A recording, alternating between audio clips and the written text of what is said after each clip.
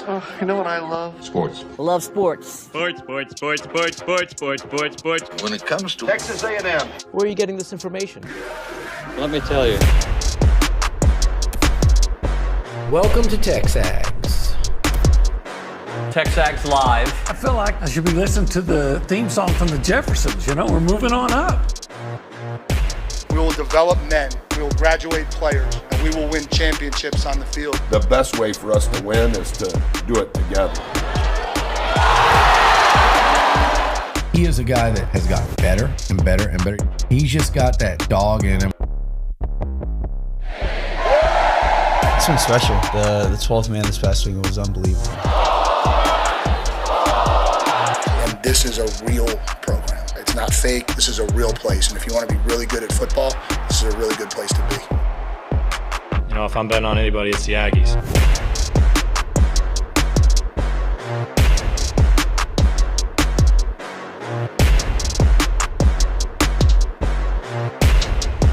And we are back, or starting, the TexAgs Live program of two knuckleheads. Yeah. Sorry, we're trying to fix some technical difficulties before we begin the program.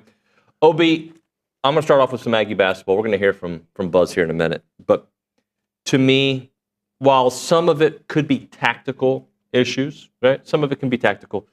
I don't think it's about tactics or talent. I think it's about, for A&M to win basketball games, they have this recipe. Mm-hmm. And that recipe has to be so finely tuned, okay? Which means they have to play chess better than their opponent at what they're great at. And what they're great at is typically defense. Typically defense, yes. And typically offensive rebounds, okay? Those two things, I think, have to be in alignment and have to be a part of the game plan. And obviously, you got to score some points, right? You can't be inept in offense, but those two areas to me you have to be so good at those areas that the other areas combined where you may not be elite at, you don't have to be elite at. And what we've seen in this losing streak is a couple things happen. Confidence shaken. I think confidence has been a little shaken, maybe not in the player's disposition, but just like they're pressing a little bit to score some buckets. I think you've taken on some elite teams that earlier in the season, you knew we as fans and the team knew in the last 2 to 5 minutes, that's where they're going to turn it on. What we've seen is the reverse of that during this losing streak. And I think they get back to what they do. And it's not just as simple as pushing a button. All right, we're going to get back to being a great offensive rebounding team. But getting back to what they do, it's going to be hard against Auburn, no doubt about it. But getting back to what they do gives them the best chance at beating Auburn. And yes, we know they're going to give up some three-point shots, but let's make them a little more uncomfortable taking those three-point shots. Let's make our closeout defense a little more sharp, a little more aggressive, just getting back to what they're great at. Well, here's the deal. If they do all the things that they're great at and doing well, they still might not beat Auburn. Right. Auburn's the number one team in the country for a reason, right? And I think they got like 6 guys averaging double figures, and Joni Broome is the best player, arguably, in the country, and he can beat you at the three-point line. He can dominate you inside. It's a Herculean task to try to beat Auburn. I think on any given night, A&M can beat anybody. Yep. And maybe tonight will be that night. But to your point, if they're going to win, they're going to have to play much better defense than we've seen, and especially at the three-point line. Now, Buzz Williams was making a good point yesterday because he was asked about it. And he says it's not just the defense on the shooter, right? He said, and I explained what he meant. Yeah, in some games it was. You just left the guy open, and he was getting open and shooting. Right. Like against Florida, that wasn't, he said, so much an issue as not getting the rebound after they miss and then getting them a second and a third opportunity. Yeah, I agree with that. So it all changes. But to your point, yes, you gotta play better defense, and that includes getting the defensive rebounds when you finally get on the miss. And then you're going to have to you're going to have to get offensive rebounds. We all know this because their whole recipe is to shoot more shots than their opponent because they know they're not going to they may not hit as many. And then also the third part of that, get to the foul line and be successful there. And they've done a pretty good job at the foul line of late. If they play if they play Auburn the way they play Tennessee, do you think we'll be able to stomach it better? Or because no, it's a 5-game losing streak in that stretch? No, I tell you, I hope they play Auburn. There's going to be a caveat here. Okay. I hope they play Auburn the same way they played Alabama, but make some free throws. I like that. If you can play Auburn the way you played Alabama and give them and hang in there, but you don't miss 20 free throws, you would have beaten Alabama if you would not have been so historically inept at the foul line. And they've been shooting free throws pretty well of late. So if they can give that kind of effort and then make some free throws, then you got a chance. Then you have a chance. Yeah, I agree with that. Senior night, it's going to be the last time to see a bunch of these young men at Reed Arena. Hopefully it's a packed crowd, not only for the number one team in the country, but a great send-off. Maybe even Wade Taylor gets 25 points tonight. I looked it up. He's had 25 or more 14 times in his career. So to say that or to doubt that he could get 25, I think is foolish. That guy can go for 25 or 30 in any game. Yep. Now, he hadn't done it this year. I think he's had one 25-point game this year. But he's certainly capable, and I think it'd be great if he could set that record in front of the home crowd. More than likely, he'll get it before the regular season ends. Oh, yeah. I think if he doesn't get it tonight, he'll get it in Baton Rouge on Saturday. Yeah, I agree. But let's hear from Buzz Williams talking about those seniors. Let's actually go through top of our head. Anderson Garcia, Henry Coleman, Wade Taylor. Yeah. I guess Manny O'Baskey. Manny is Zurich Phelps. Yeah. Hayden Hefner. C.J. Wilcher, and there's one more. Yeah, there is one more. I'm trying to.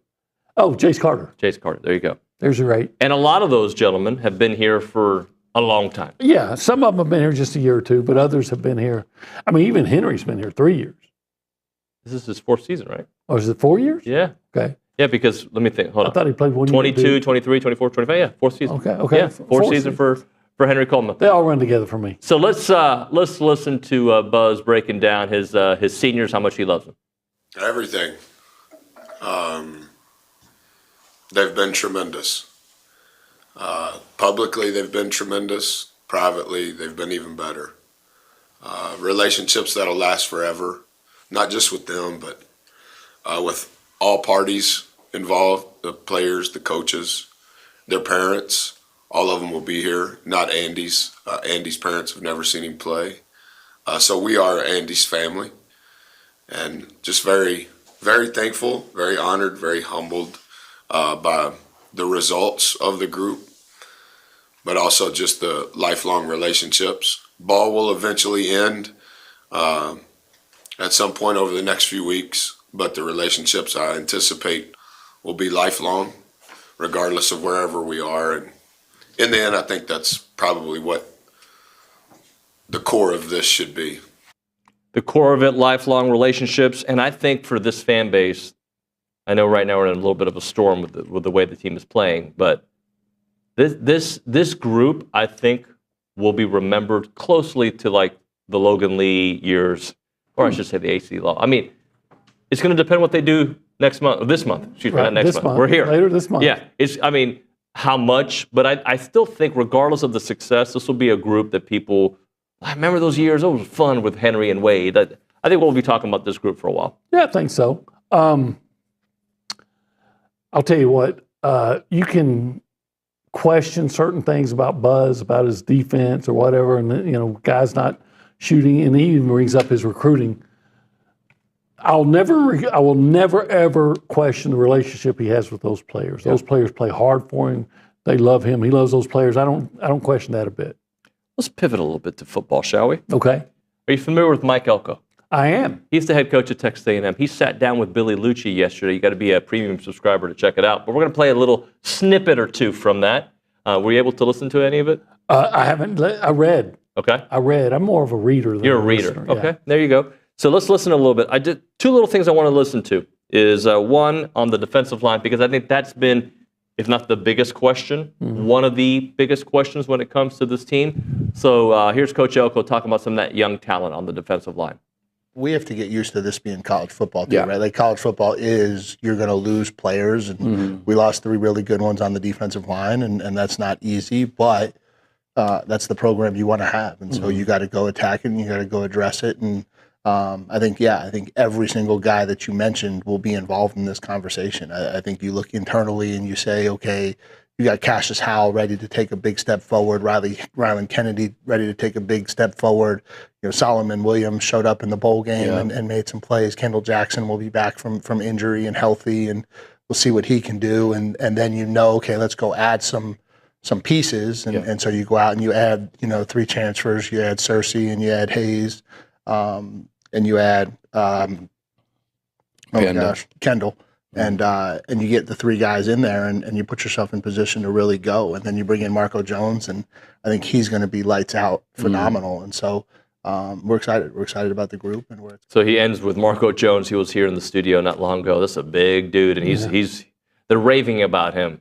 Bronny was raving about him at baseball as well. Yeah, he hit the ball a long way. I didn't get to hear everything he was saying, or actually anything he was saying, but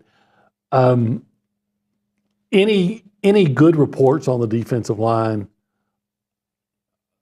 please give me more. I'm welcome those, because I do think that's an area that last year was an area of strength. This year it's an area of concern. Where's the pass rush going to come from other than Cassius Howell? And if Howell's out there all the time, hey, let's just be honest. He's got to get better on run defense. Rylan Kennedy, keep hearing you're going to be this or that. You got to finish that sack. On guys like Quinn Ewers, you got to finish it. But where's it coming from? And the linebackers were not culpable alone on that run defense last year. There was also a reason guys were getting. So the defensive line's got to be better, especially better than it was in November. Let's listen a little bit more, because I remember your ears perked up after the USC game when he was speaking about some of the things that we saw on that defense. So Billy asked him, about his involvement with the defense. Here's Coach Elko yesterday. All of it pointed at myself, right? I think that's the biggest thing is taking ownership in a product that didn't perform it the way we wanted it to. And again, I think there's a variety of reasons for that, but reasons don't matter, right? We've got a job to do, and we got to figure out a way to get it done. And so I think it's been good. I think Jay and I are on a better page moving into next year. I think me taking over, calling plays and doing some of that stuff, just kind of getting me back into a little bit of a comfort zone and how we're doing this. And but I think we've got a really good staff. I got a lot of confidence in the guys that we have over there, and I feel good about where it's going. And obviously we got to go out and we got to do it. He's got to go out and do it, and he's talking about going back to a comfort zone, OB, of calling defensive plays. Yeah, I applaud that. Look, in my mind, Mike Elko, those years, was the best defensive coordinator maybe A&M's ever had. Now, you might say, hey, what about Bob Davie years? And those were tremendous, and their defenses were more dominant. They were the wrecking crew, but they're also playing Southwest Conference opponents. They weren't playing in the same caliber of opponent. And I want Mike Elko to be calling plays on defense, because he was so good at it. And last year, I don't mean to be cracking on Jay Bateman or anything here, but last year I just thought there was sometimes that I don't know, they just weren't playing to the level that they should. Maybe that's not on Bateman. Maybe it is, but I want this guy who's, I think, is a great defensive coach to be more involved in the defense. OB, as a reminder, this is TexAgs Live. It is. We're presented by David Gardner's Jewelers. We are in the Rollo Insurance Studio. Yeah. This is the go hour. Yeah, the entire hour is. Yeah, we go. That's presented by the warehouse at CC Creations. It is. Yeah. This particular area, the paint. Yeah. It's called the what? It's the Holistic Planning Cool Zone. And what's cool about holistic planning is if you need help with your investments, they got you. If you need help with your taxes, who doesn't? Those are coming up next month. They got you. And estate planning, right? Where everybody needs a plan for their retirement, their estate, and whatever. They got you. And part of that estate planning is actually can be fun because you can invest in what? Pro sports. Pro sports. Investinprosports.com is the website if you want to invest in pro sports and own a team like your Dallas Cowboys, OB. Yeah, buy low. If you want to be a part of the conversation this morning, you can do it by calling us up at 979-693-1150. We'll pick it up on the Bubby's Catering hotline. You can text that number as well, 979-693-1150. We go around the room and say hello to the people. Nick Savage is behind the glass. Nick, good morning. Howdy, good morning, y'all. What's up? Well, I just want to get y'all's thoughts on this. What are the chances, do you think? So Auburn's obviously clinched the SEC regular season title, all that, not playing for too much. Do you think we're going to see some players rested, some players sitting out, kind of like the NBA? They load, manage the loads of some of their players. On the Auburn side or on the A&M? Oh, yeah, Auburn side. I don't, but what do you think? Nick's asking if we expect to see Auburn maybe rest some players, load management. I don't know if they would rest them. Maybe they won't play them as long. In crunch time, if it's a close game, they'll be in there. Yeah, Reed and I were talking earlier and said, here's the thing. I just wonder how focused Auburn's going to be. I mean, and look, A&M can use every bit of help they can get, right? But if all I can understand, it'd be understandable if Auburn wasn't completely focused. They just won the conference championship on Saturday outright. Yep. And 2 days later, they're taking or 3 days later, but they're taking a trip to play a road game that, quite frankly, doesn't matter. Sure. Now, that doesn't mean that's the way they'll approach it. Henry Coleman yesterday even said, hey, if you think Auburn's going to let us win, you're crazy.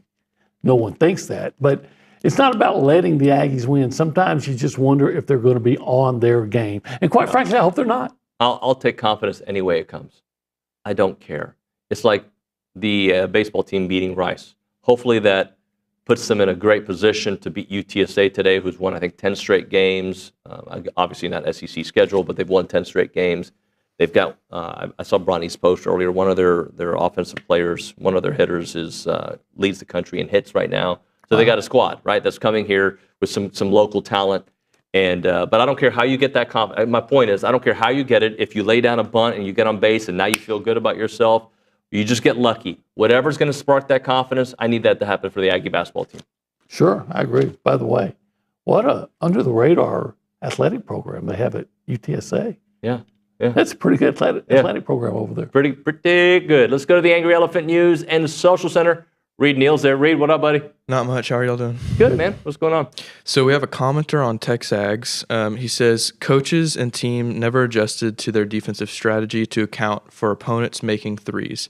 Still leave shooters wide open. Look at the number of threes made by the opposition over the past 6 games. And I did that, and including our wins against Arkansas and Georgia, we have 60 3-pointers stacked up against us in the last 6 games.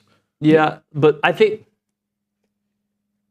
I don't know if they're not adjusting. I don't think that's fair to the coaching staff. I think this is a philosophy that right now needs to be tinkered with, and maybe they are tinkering with it, because he even said against Florida, it wasn't that they were open; it was the fact that they got more opportunities. Right. Against Tennessee, Chaz Lanier had 6 3-pointers in the first half. I think he had 2 in the second half. They were late. And he was really good late. And he was really good.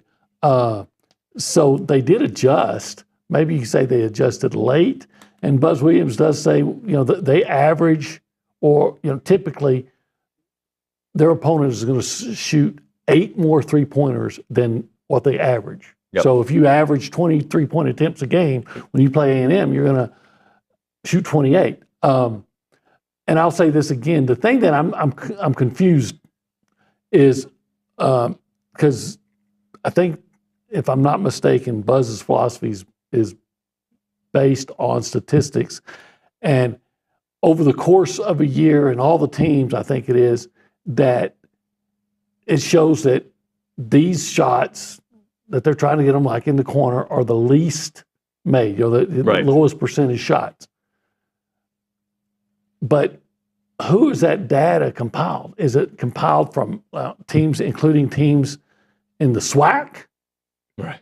Or is it just on SEC teams? That would be a good question to ask Buzz. Anything else, Reed? So, OB, earlier you were talking about how many times is Wade shot for more than 25 points in a game. That's what you need to break the scoring record. He did it once this season against South Carolina. He shot for 63% in the paint and 70% on the three. Yeah, that was the game he had 7 of 10 from the three. So, Wade is certainly capable, and hopefully he'll have that kind of game because they might need that kind of game to have a chance to win it. If he hits 7 threes today, do the Aggies win? I don't know if they win, but I know he breaks that record. I'll figure he'll have they'll have a good chance. Yeah. I mean, we're all of a sudden talking like A&M's a bad team, right? We're disappointed. They're probably going to finish at worst. I don't know about at worst, but they're going to either be 9-9 or 10-8 in the SEC. Well, let's hope for 10-8 at least, because or 11-7 would be nice. They're teetering in getting into trouble of falling into having to play the first round at the SEC tournament. Take care of I know that. they lost a chance for a double bye, but now they may even lose a chance for a bye. Yeah. They got to win one of the next two. Let's hit a break here. But before we hit a break, let's hit a lunch. Okay. All right. We're going to visualize. You know, sometimes when people are stressed out, they're visualized on something in a happy place. All right. I want you to get to your center. All right. And I want you just to consider a place called 1775, okay, on the way to Snook, right there. And just kind of, what kind of peaceful thoughts does it give you? Well, first of all, it gives me great thoughts to go to 1775. In fact, we talk about it so much that yesterday for lunch I was hungry for brisket, but it wasn't open. So I'm going to tell you this. I went to another place, and I was reminded the difference. And I'm not kidding. I went to a place that's well known. And it's probably good, but it's not. You know what? Here's the deal. It was good before I started going to 1775. Yeah, that's what happens. Yeah. And now I've become like a brisket snob. Yeah. And if you can't get the quality and the taste that you get at 1775, what's the point? It's like, Obi, when you watch the English Premier League, you can't watch the MLS anymore. That's right. That's how you are. Yeah. It's like after Irma started dating me, she couldn't go back to anybody else. So, she had to say, hey, I've been to the mountaintop. I got to stay here. 1775. They're delicious, by the way. Just it is like, delicious. Yeah, like I said, I was reminded of how monumentally delicious it is. They're open Thursday through Saturday, 11 a.m. until they're sold out. 8203 Raymond Stelzer Parkway in College Station. The phone number 979-492-6241, or go to 1775txbbq.com.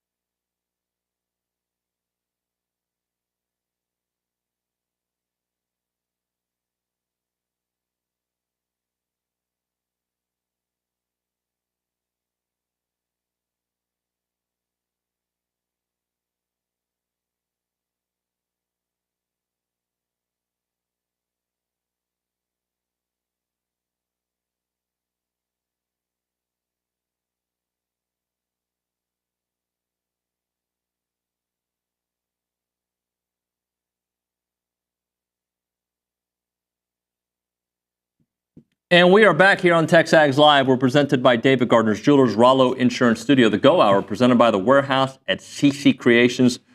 Olin, let's do a little player of the week, or the performance of the week, I should say. We got a few to do. In fact, I'm feeling so inspired, I'm going to give away a TexAgs coffee. There you go. Okay? Beat the hell out of the mornings by going to texags.com/coffee and get yourself some TexAgs coffee. Let's give one away right now. What number? How about number 7? Number 7 it is. Why 7? It's my lucky number. Okay, number 7. The 7th texter to 979-693-1150. You will win yourself a free batch of TexAgs coffee, or I call it a bag. TexAgs coffee. Reed will get that information and get it to the front desk. We'll figure it out for you. 979-693-1150. By the way, as a reminder, the final segment of the program is brought to you by Double Dave's. That's at 10:50. But right now, caller number 12. 979-693-1150 will hook you up with your choice of a dozen pepperoni rolls or a large one-topping pizza from Double Dave's.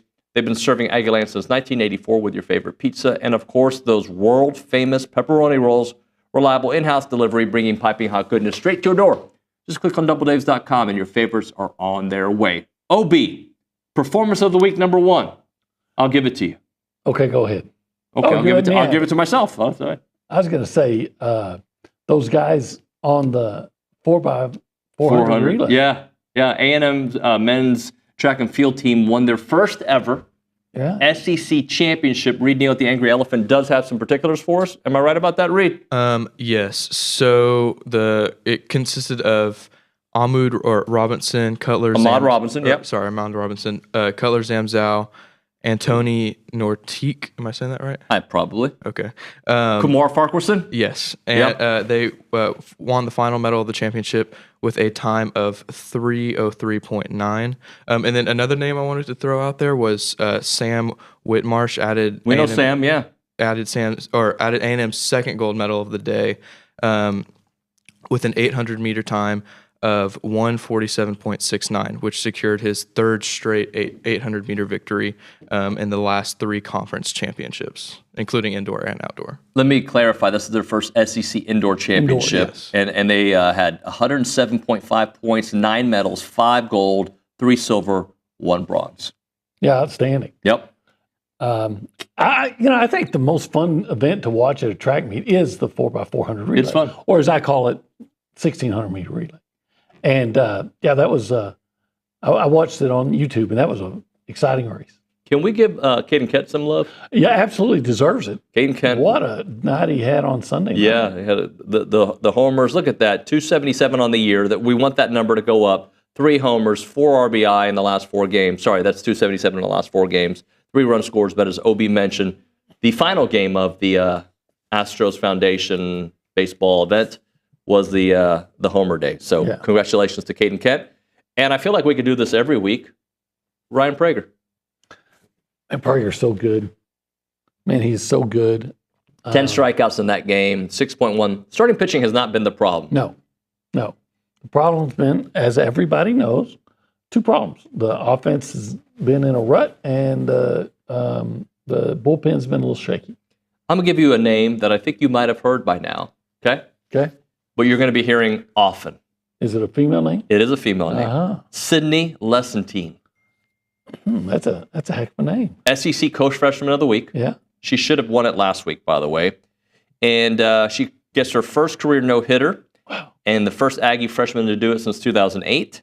She struck out 11 of 16 batters, and at one point, 8 consecutive strikeouts. Man, sounds like me trying to get dates in high school. Striking out. 8 consecutive times. Hey, but on that 9th one. I was out of high school. You were 38. You had a mortgage. Anyway, Sydney Lesentine is the other name there. So congratulations to all the performance of the weekers. All right, OB, when we come back, Charean the Dream. Ah, yes. What are we going to talk about with Charean? We'll talk about, I think I'm going to ask her about NRG Stadium, these little reports out there. I'd like to get her takes on that. Combine. Mm-hmm. Is there any Cowboy news you want to get into? Micah Parsons? I asked her about that last week. I'm always wondering what she thinks that, what they might do. Apparently they got some money, and apparently they're going to try to consider getting restructuring contracts with Dak and CD Lamb.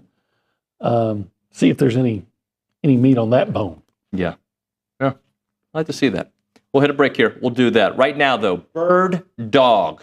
I'd love to go on an OB hunt.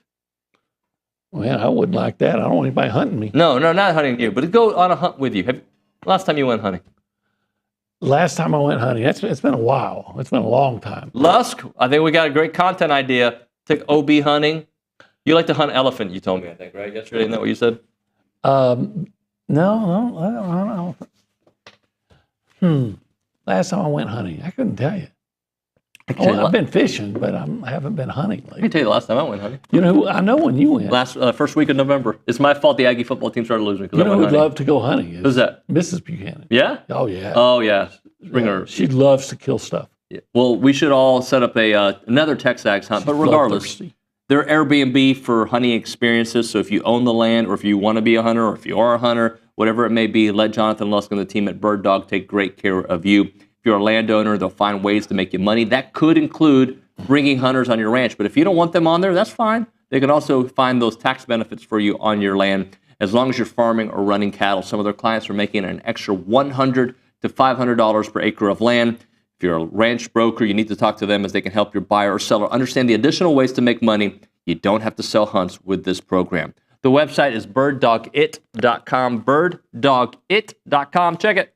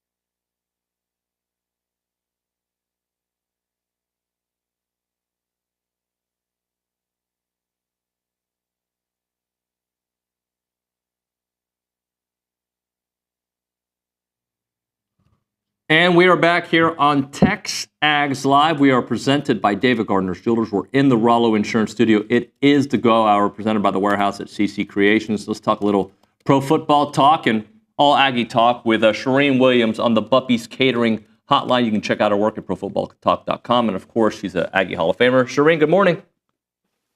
Good morning. How are we doing today?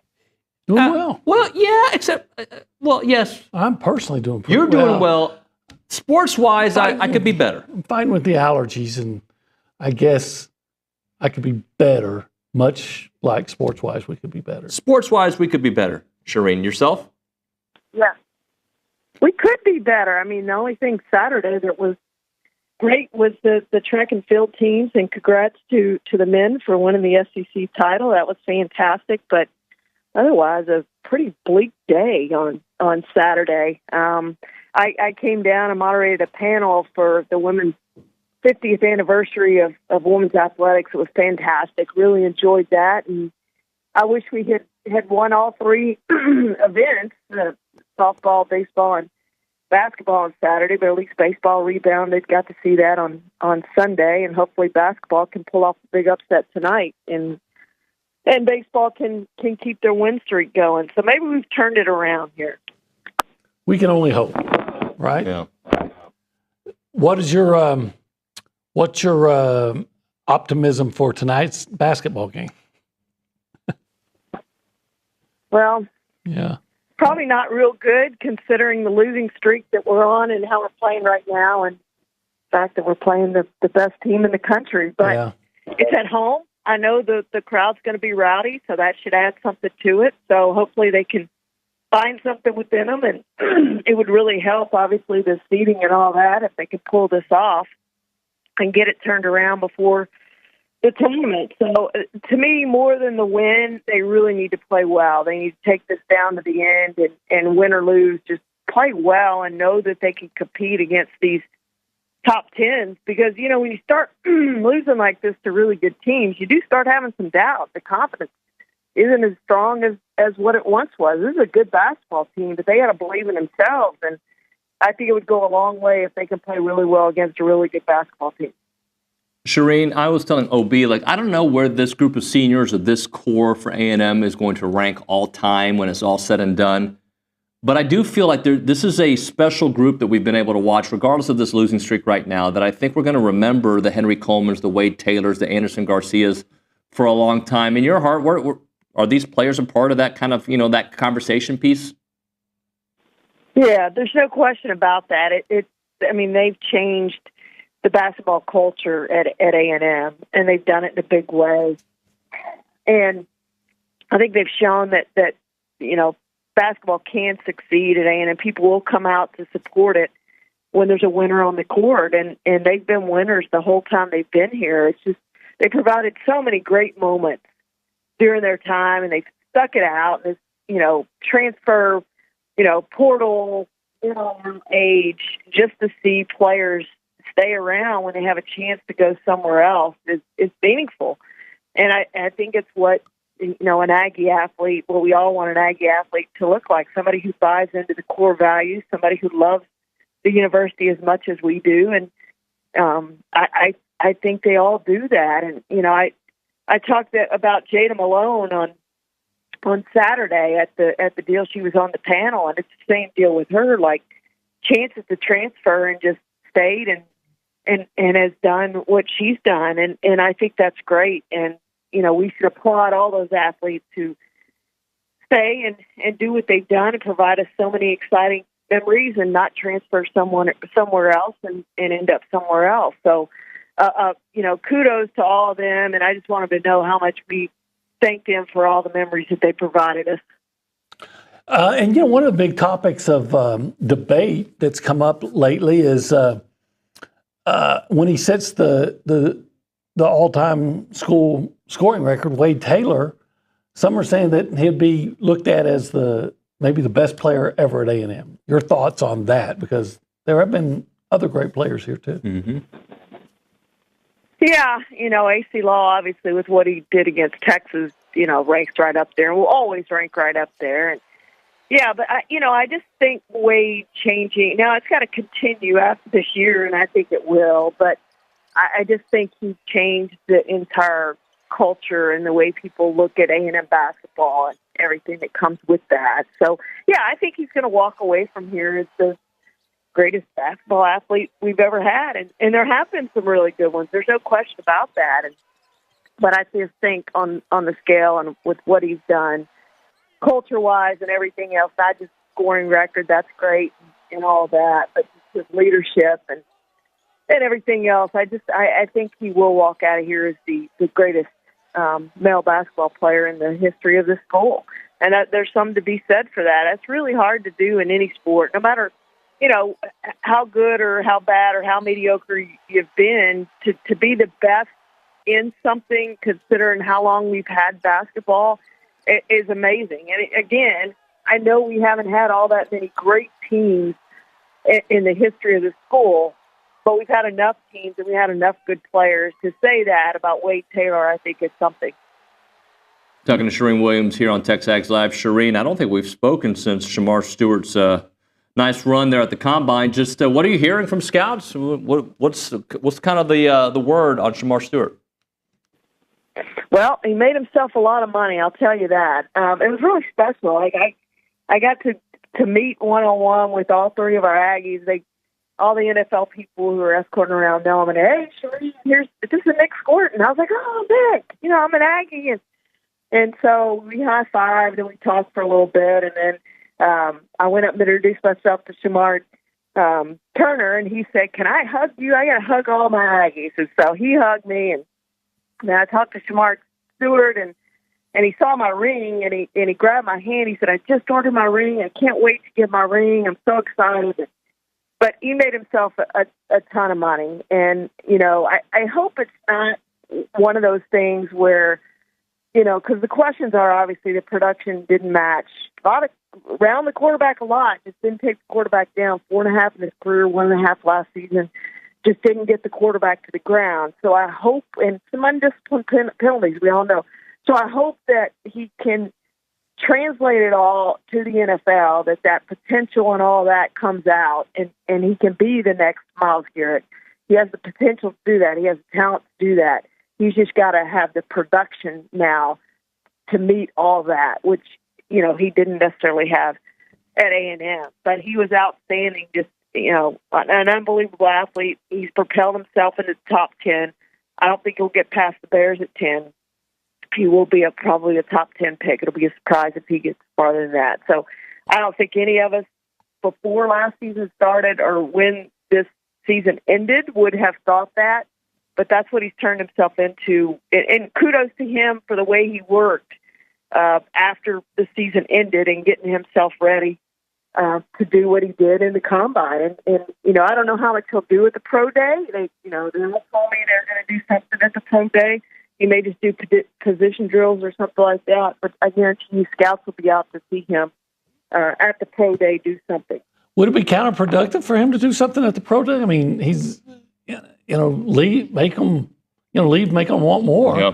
Seems like having such a good Combine, what's the point? Yeah, well, position drills, he'll likely do position drills as much as anything else. They like to see him do position drills. So he'll probably do position drills. Yeah, I mean, running the 40 and doing the vertical and doing the broad jump and all those sorts of things, that's unnecessary for what he did with Combine. He's done that. They've seen him. They've done the medicals. Someone met with him. But they'll come and they'll meet with him, and I would expect him to do some position drills at the Pro Day. Now, maybe he won't. But usually that's what guys do. They'll do some position drills that, if scouts want to see him do position drills, and I would expect they'd want to see him do some more position drills, then that's what he'll do. If not, then he'll just meet with some scouts probably there and be around for them to talk to him. But, yeah, he's done enough now that he's solidified himself, I think, as at least a top 15 pick. But I think he goes in the top 10. I'm pretty certain he's going to go in the top 10. It's amazing. Charean, I want to close with Jimmy Johnson. Looks like he's retiring from Fox. Obviously, one of the best coaches I ever got to watch as a kid growing up. I was actually not even a kid, but and as an analyst, he was fantastic. Just your thoughts on Jimmy Johnson. Yeah, I got to present him for the Pro Football Hall of Fame, and I saw him at the Super Bowl, and I knew it was kind of leaning that way for him to call it a career. And what a career it's been. You know, he's in his 80s now, and I think he just wants to go enjoy fishing, which he likes to do down in South Florida and all that. And so grew up in Southeast Texas where I did, and we're both in the Gulf Coast Museum and the sports wing of that. So it's pretty cool to be in there with him. And he's pretty much a celebrity down in Port Arthur where he grew up. So, yeah, you know, just a spectacular career as a coach in the Pro Football Hall of Fame. And now with what he's done in broadcasting, had a second career that was just as successful. And I think that show's going to miss him a lot because, you know, when I tuned in and, you know, I was doing a lot of things before the game started, but when I tuned in, like, I wanted to hear what Jimmy said. Nobody else, but I did want to hear what Jimmy said. Even after he'd been out of the game a long time, he just knew the game so well that I think, you know, what he had to say was significant. And so I think Fox is going to miss that from him. That is Charean Williams on the Buffy's Catering Hotline. Charean, thank you so much for your time. Thank you, guys. We'll hit a break here. We'll come back with one final segment during the Go Hour. Before we start, John Harris, and we've got Coach Henry, and we got Coach Taylor. So we've got a busy day. Did you or someone you know graduate from A&M in the last 12 years?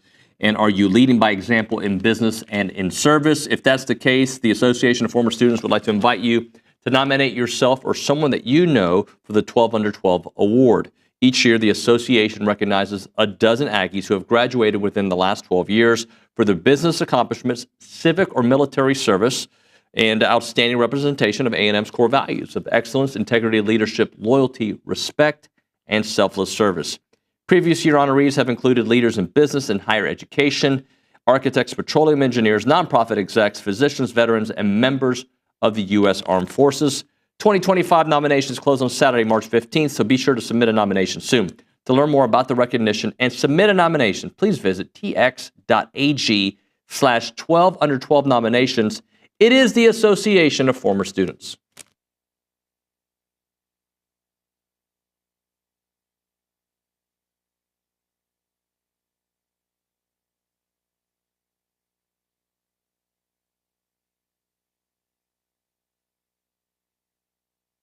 What's up, TexAgs? This commercial break is brought to you by my good friends over at Aggieland Chevrolet, the official automotive sponsor of TexAgs.com and me, Billy Lucci. Greg Gunn is the proud owner of Aggieland Chevrolet and invites you to visit the dealership to experience true Aggie hospitality. From their friendly staff to the experienced service team, Aggieland Chevrolet is TexAgs approved. Check out the dealership off of Highway 6 in Bryan or go to AggielandChevrolet.com and tell them Billy Lucci sent you by.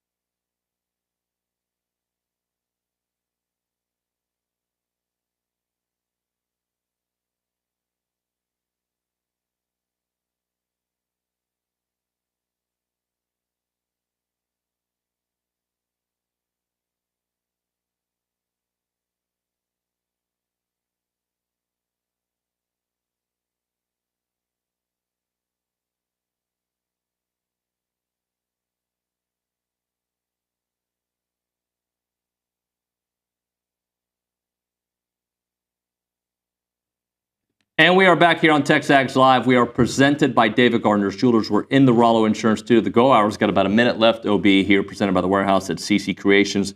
We go back to the Angry Elephant News and Social Center. Reed has a text for us. Yes, so a commenter on TexAgs says the SEC is one of the deepest conferences in hoops ever. Being an average SEC team might equate to a Sweet 16 or further. Absolutely. We'll see. I mean, I can remember one year when A&M was struggling, 2018, and went up to as a 7 seed, maybe lower than that, or higher, whichever, to North Carolina, beat Providence, and blew out North Carolina up in Charlotte, made it to the Sweet 16. Oh, I'm not giving up on them. No. I'm just more concerned. I've always said they're going to be judged on what they do in the tournament, the NCAA. 100%. My biggest worry is that they don't play well and somehow end up not getting a bye in the SEC tournament because we've already got our travel arrangements. That's what I'm worried about. Oh, my goodness, yeah. OB, thank you, buddy. You bet. Appreciate you. When we come back here on TexAgs Live, John Harris will be on the program. We'll chit-chat with Johnny, then Pat Henry, then Joni Taylor, then Luke Evangelist, then Justin Lanham. It's a busy show. It's TexAgs Live.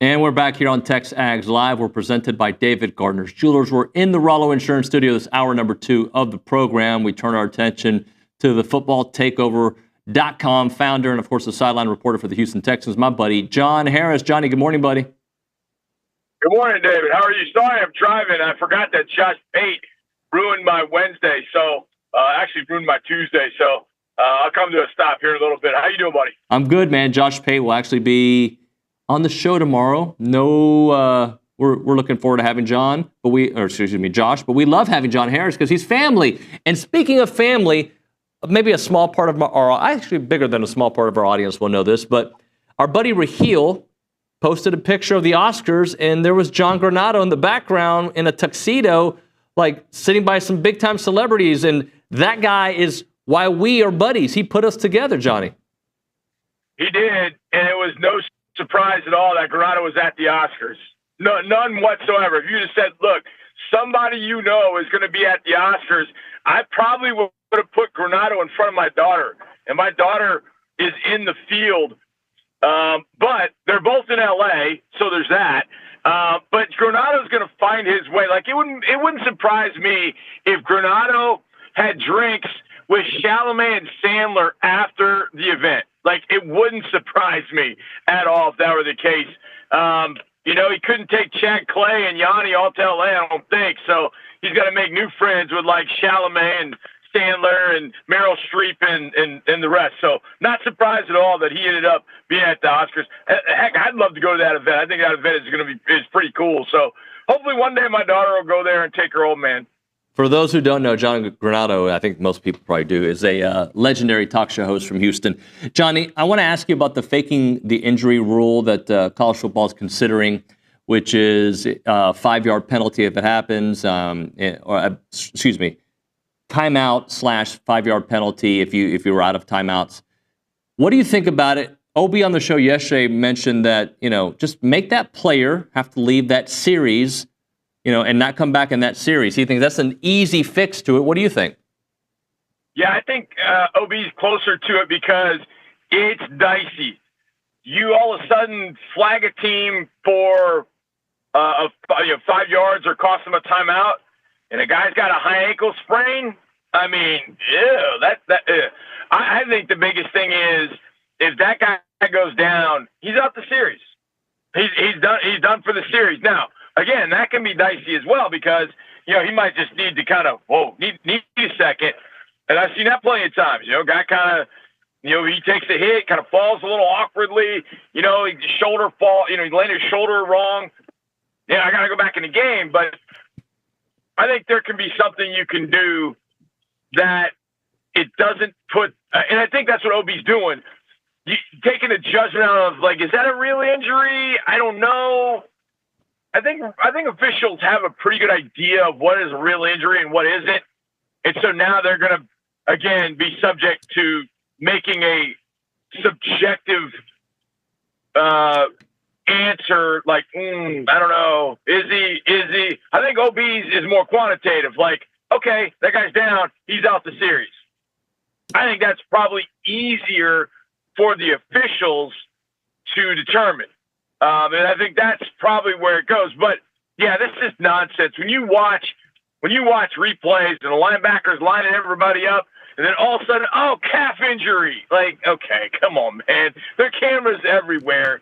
They should be able to catch that kind of thing, and they do a lot of times. So hopefully that's something. They'll do something because the college game needs it. They definitely need something, and I think both are probably pretty good starts. But I'll be curious to see what they land on for that situation, David. Talking to John Harris here on TexAgs Live, presented by David Gardner's Jewelers. Johnny, let's talk about some of the quarterbacks in this combine. Shadur Sanders made some news, and I know Josina Anderson just had a tweet about some NFL execs not liking his brash personality. But there's a bunch of other names, other quarterbacks breaking down. Jackson Dart making some news as well. I saw that there was a story on Dylan Gabriel maybe falling out of it. How do you kind of caddy this quarterback room?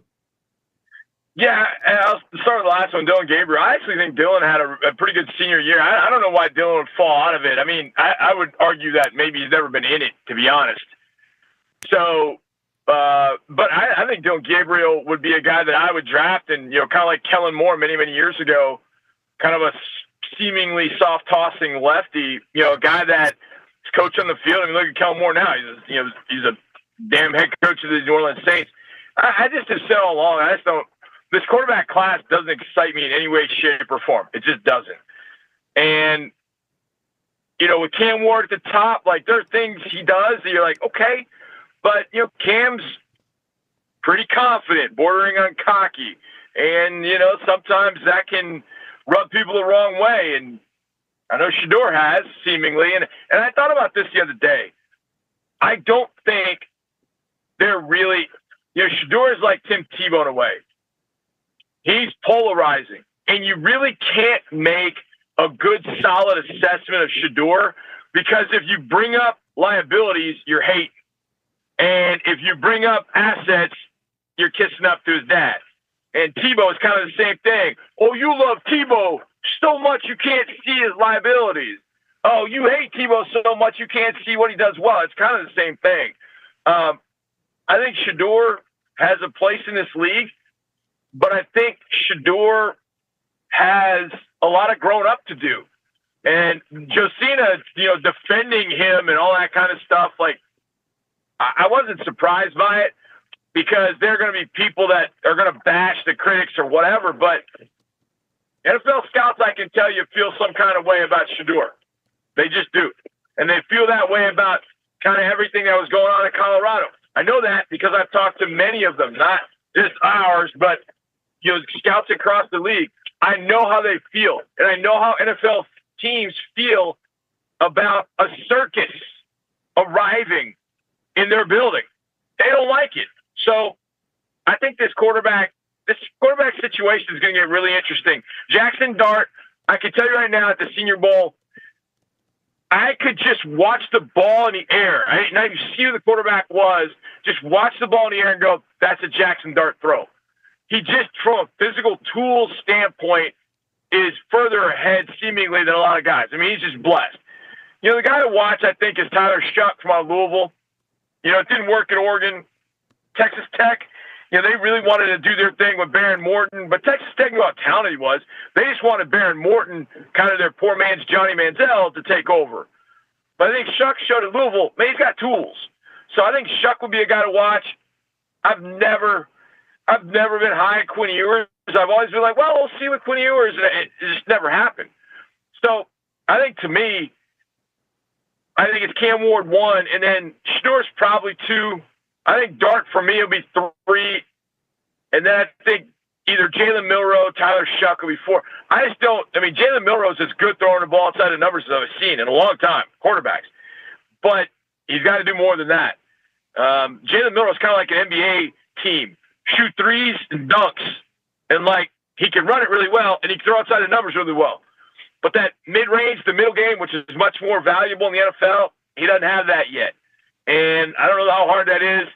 I should say it's really hard to develop that at the highest level. So I'm not as high on Jalen Milroe. I love everything about Jalen Milroe, but I just think to be able to really be effective throwing the ball between the numbers is something you got to be able to do at least a little bit. And I don't know if he does that well enough. So I'm glad in my building that my quarterback is C.J. Stroud. And I feel for teams that are looking for quarterbacks, because this is not the group you sell out. Hey, I'm going to sell out to go to number 1 and get it. No. Next year, maybe. This year, Talking to John Harris here on TexAgs Live, presented by David Gardner's Jewelers. I hear of a Hard Knocks show coming out with Bill Belichick in North Carolina. It's interesting, like this version of Bill Belichick, like this PR campaign or whatever it is that he's on over the last year, or actually since he left the NFL. I mean, he's got the young girlfriend, which was a thing before. He's got, he's more willing to do interviews. He, kind of enjoys it. What do you make of this, new-ish Bill Belichick? Well, I think the big question is, are we going to see producer Bill Belichick, or are we going to see Hard Knocks produced by NFL Films and HBO? Because if Bill Belichick's producing it, basically, and we're not going to see much, we're going to get to see the program. You'll probably, get Belichick in a meeting that just doesn't mean anything. So it's great. I think what happens a lot of times, this is my thought, is that you get these coaches that, like John Gruden, you know, they look at the media and they're like, yeah, you guys are a problem. You guys, the media is a problem. And then they get into media and they realize, oh, wait, the media is not the problem. Oh, okay, I can see how I can utilize the media to my advantage. Okay, I see how valuable the media can be. And, oh, by the way, I'm good at this. And I think what Belichick will do is probably kind of find a balance of kind of, you know, letting them in, but not all the way. So I'm not surprised by it, and I'm not surprised at all that there is no NFL team that wants to do the offseason hard knocks. After what Joe Shane and the Giants went through, I can imagine, hey, Arizona Cardinals, this is NFL films. Like, just turn it right off. They don't want any part of that, and they can't force a team to do it. And they've changed their in-season hard knocks to do it by a division. So it's not surprising that they went that route. Mildly surprising that 2024 media star Bill Belichick said yes. I know plenty of people now that know Bill Belichick, and they're like, what you see a lot of times is not what you get. Like, the guy's funny. He's really smart. And he's a lot more fun to be around 75, 80% of the time. Like, look, when he loses, he's miserable. But what coach isn't, man? Name me a coach that's not miserable Sunday after a loss Saturday. You think Mike Elko is fun to be around Sunday after a loss? So I think Belichick will be fine. I think it'll be fun. I got family in North Carolina. They're pretty excited about seeing their alma mater on film. So I'm looking forward to it just because there will be nothing else at that time. So we'll see how Bill Belichick goes about building that program, because that's essentially what he's doing. He's building an NFL-style organization as a college program. So we'll see. I'm intrigued. What do you think about, though, because he's not the only one. Like, there are established college coaches that have kind of moved more towards that NFL model. We know that the college football itself is moving closer to an NFL model because of NIL, because of the payments, because of the playoff structure. But what do you think about that as a way of succeeding in the college game? Well, my buddy just took over. Mike Martin just took over as the GM at Notre Dame. And Mike was a scout with us for a long time. Mike is responsible for bringing Arian Foster to the Houston Texans. So, you know, and look, when Belichick took the job, it was pretty clear like how he was going to go about it and how he perceived it. And I think a lot of universities are looking at that. But I think Ohio State showed, like, if you got the green, if you got the bags, players and good players want bags. Caleb Downs wanted a bag. JT Tui Molia wanted a bag, so he stayed. Denzel Burke wanted money, he stayed. So, I mean, money's a great equalizer. Now, if you equalize that money across the board, it gets kind of interesting how you put it all together. And obviously, that's what the NFL does. But to me, it's going to be interesting to watch, because what NFL people know are the rules. They know what the rules are. And so they're always kind of butting up against them, but they know what the guidelines are. And so what NFL people are going to have to do, like what Mike's going to have to do at Notre Dame, is, hey, look, man, this isn't the Wild Wild West, but you don't have a salary cap, at least right now. You don't have, you're not limited in this particular time frame to get free agents or, for your recruiting or whatever the case might be. There are very, very few guidelines. So push the limits, push the boundaries. And if you got the money, push it all the way in. So it's almost like being a baseball GM in a sense. You don't have to worry about those things, because those guys have been worried about those things in the NFL for a long time. So I'm curious to see how that goes for them. But look, I mean, I don't know, give me a team. Louisiana Tech going to all of a sudden become a factor in the playoff? And I guess, no offense to them, I shouldn't have used them. But either way, you get my point. Is a team from a lesser conference going to all of a sudden rise up because they got an NFL GM and they're doing it like an NFL team?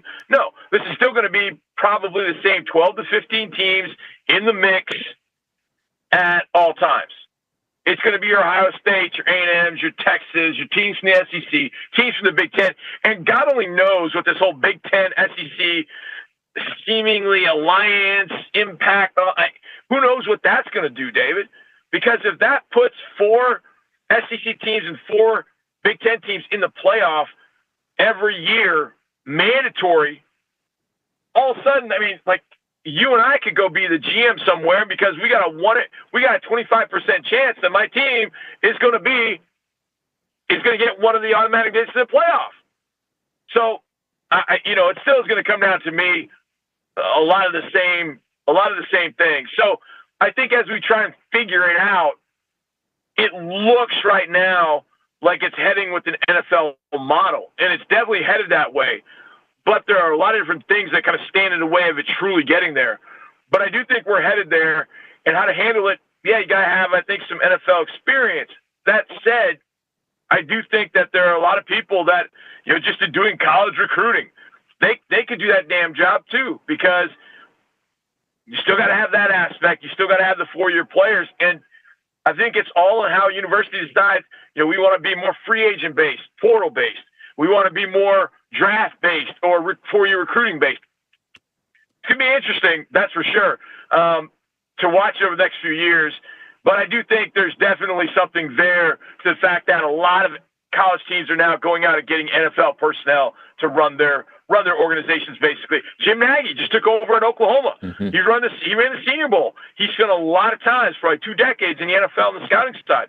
So, yeah, I mean, Jim Nagy might be there longer than Brent Venables, so we'll see. Johnny, great stuff, man. Thanks for rolling with the punches and changing your schedule. We'll talk to you on your normal time next Wednesday. Absolutely, brother. Love you, man. See you, love you, bro. John Harris here on TexAgs Live. We'll hit a break, and we'll talk to Pat Henry. Big weekend for them, and the NCAAs are right approaching us as well. Right now, you're good at what you do, and Rollo Insurance is really good at what they do. So that's why you guys should all link up, right? We're just talking about linking up here. Find out what my family knows and what thousands of other Aggies in this community have learned about Rollo Insurance. They take care of all of my insurance needs. They can take care of all of your insurance needs. They take care of thousands and thousands, tens of thousands of Texans' insurance needs. It is Rollo Insurance. You can find their information at rolloinsurance.com/TexAgs. They want to initiate your relief today. If you have a situation, if you don't even have a situation, you just want the peace of mind of knowing you can call someone, not an automated phone tree, an actual cell phone of somebody, a guy you're going to see around town at the grocery store and whatnot. You need to reach out to Rollo Insurance. The website, again, rolloinsurance.com/TexAgs, or call them up. 888-44-ROLLO. That's 888-44-ROLLO.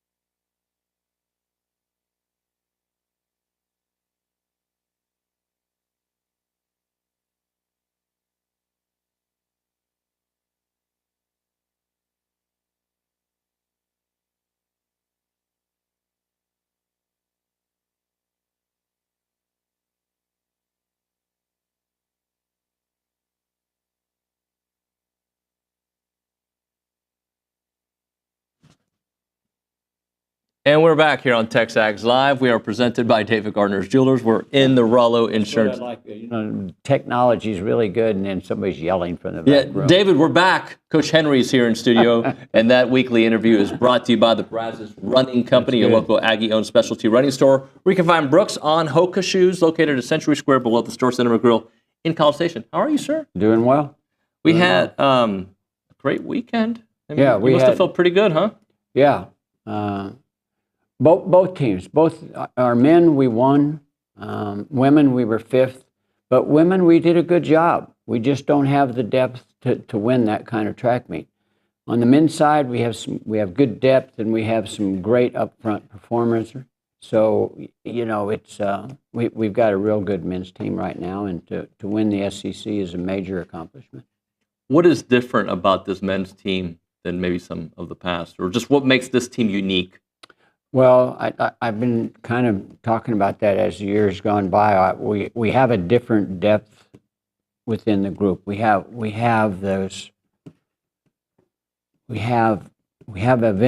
people in all event areas, and that's extremely difficult to do in our sport, because you got to spread the scholarships out, and the way we got to spread them out is what makes it very difficult to have event area. You got to have long jumpers, you got to have sprinters, you got to have pole vaulters, you got to have high jumpers, you have to have quarter milers, half milers, middle distance. You got to have distance people, and that's hard to do on 12.6 scholarships. So we've put together a good group right now. The staff has worked real hard, and this has been years coming. This doesn't happen in 1 year. A program is not a 1 year deal. It's not a 2 year deal. It takes time to develop a program, and and it can go in and out. Right.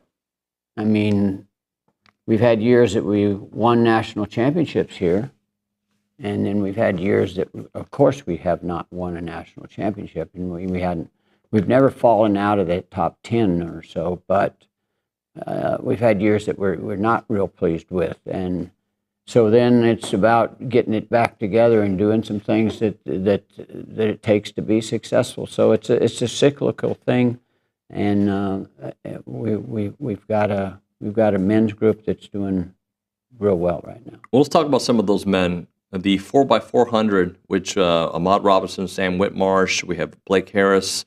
I'm missing the name. Those are performers, but the performers you're talking about. Yep. Well, 4x4 did real well. We won it. We had to win. We had to beat Arkansas. Yep. On the last relay. We were up 3 points, 3.5 points going in, and the meet can be won in the relay. Mm-hmm. We had to be no better than second, and they had to beat us for them to overcome the 3 points. But our guys don't want to get beat. They haven't been beat this year, and so it was a great finish to a great track meet. If people that were what a way to finish, right? There were 5,000 people, and there's some of the young people in this room were there. There were 5,000 people in that building. That's the first time we've had a major championship in that building. It's only, this is the second year for that facility. So you find out a lot about the facility when you bring people in from all over the country. And the building, numerous times during the meet, you could not hear yourself talk. It got that loud. Yeah. So it was a fun competition. Well, I'm looking at this: 5 gold medals, 2 silver, 1 bronze. I mean, just all around. Yeah, and that's what it takes. I mean, again, we kind of live by that motto: everybody have a good day on the same day, and that's extremely difficult to do. And we didn't do that. I mean, we were a little bit short of everybody having a good day on the same day. I mean, we had what I thought was a pretty sure winner in our pole vaulter. He didn't win. Mm-hmm. we had, and I'm not talking just about our pole vaulter. Sasha's not the only guy. We had a couple of guys that underperformed, but we entered 27. That's all you can enter, 27 men and 27 women, and for the most part, out of that 27, we did what I thought we were capable of doing. On the silver side, Jaqueline and Cooper all brought home the silver. Yeah, Jaqueline was our short hurdler, our 110-meter hurdler outdoors. He was third at the U.S. championships, not just the collegiate championships. He was second. But 5 hurdles for him indoors, 10 hurdles outdoors, 5 indoors. It's a completely different race, and he is a great sprinter, and his race continues to get better over hurdle 6, 7, 8, 9, and 10. So for JQ to be second at this championships was a big time effort. And Cooper Cothra has run 3:54 in the mile. 3:54. That's ridiculous. And that doesn't qualify to the national meet. He's a little bit off of reaching the top 16 in the country. It's just incredible how fast things are. And that's not just the mile. That's every event. Every event, right? Every event is that good. It's just that you can relate to the mile. It's hard for everybody to relate to the long jump, but the quality of effort is the same in the long jump as it is in the mile. And so you say that about we can relate to it because a lot of people are weekend warriors and they run the mile. Yeah. Not many of us do the long jump. That's right. I may wake up and do it every once in a while, but you wouldn't be sitting here if you did it. You're right about that. But if you go out on a track with a stopwatch and just jog a lap, time your lap. I've done that. And then think about 4 times and 3 minutes and 54 seconds. There might be people in this building that run a lap when he runs in a mile. You know, that's exactly right. Yeah, there's no question about that. Yeah. Let's also talk about is it Keba Dawson? Is that my pronunciation? Keba. Talk to me about Keba winning the bronze. Good young guy. He came in. He's a junior college guy, and he hasn't hit this year, but he did when it counted, and that puts him in that top 10 or 12 in the country right now. And I think he's potential-wise, he's got the potential to score at the next meet. So, and we got to have that kind of thing happening next week. We'll see. What's encouraging on the women's side? I'm pleased with our quarter milers. I'm pleased with our 200-meter ladies. I'm pleased with our jumpers. We just don't have the depth to win a meet like this. It takes people. It takes more people than what we have. Right. And we have a good small group of people. And I say 10, 12, 14 guys, ladies, which we have 50 ladies on the team. But competing at this level takes time for some. Yep. And some are able to step in. Winnie B is a good one, a good example, one who comes in here in her first year and she wins the SEC championships, and she leads the country. We don't have many athletes leading the country, but we have her. We have a couple ladies that are 200-meter ladies that are going to be competitive. Cameron Dixon and Montgomery both are going to be successful. Our 4x4 on the women's team improved 3 seconds this weekend, so the potential is there. All right, Nationals a little bit more than a week away. What's the mindset preparation here until you leave? Not much of a difference. It's we're in Virginia Beach for the championships this year. I've never been there. I've seen pictures of this facility, but I've never had a team compete there. It's a new facility, so looking forward to that. It's about everybody keeping their eye on the target and everybody understanding what it takes and what their contribution can be to the success of the team. We talk about a lot about what are you contributing? What is your contribution? What are you doing to contribute to this? Everybody looks at track as an individual sport. It is, but we add up a whole bunch of individual efforts to make a team. So you might not be running a 4x4, but you're a long jumper. What are you doing to contribute to the team? And so that's the goal. That's understanding what you do and how it contributes to the team. Coach Henry, thank you very much for coming in. Thank you, guys. Next week we'll circle back and see what we may get you on the phone, or we'll figure out what your schedule's like. Yeah, championships are next Friday and Saturday. You got a busy week, so yeah, we appreciate do. you coming in. No, thank you very much. And that is brought to you by the Brazos Running Company. When we come back here on TexAgs Live, Joni Taylor will be on the program. We'll chit-chat with Joni about the SEC tournament starting here tomorrow. They'll take on Tennessee. That and more is TexAgs Live.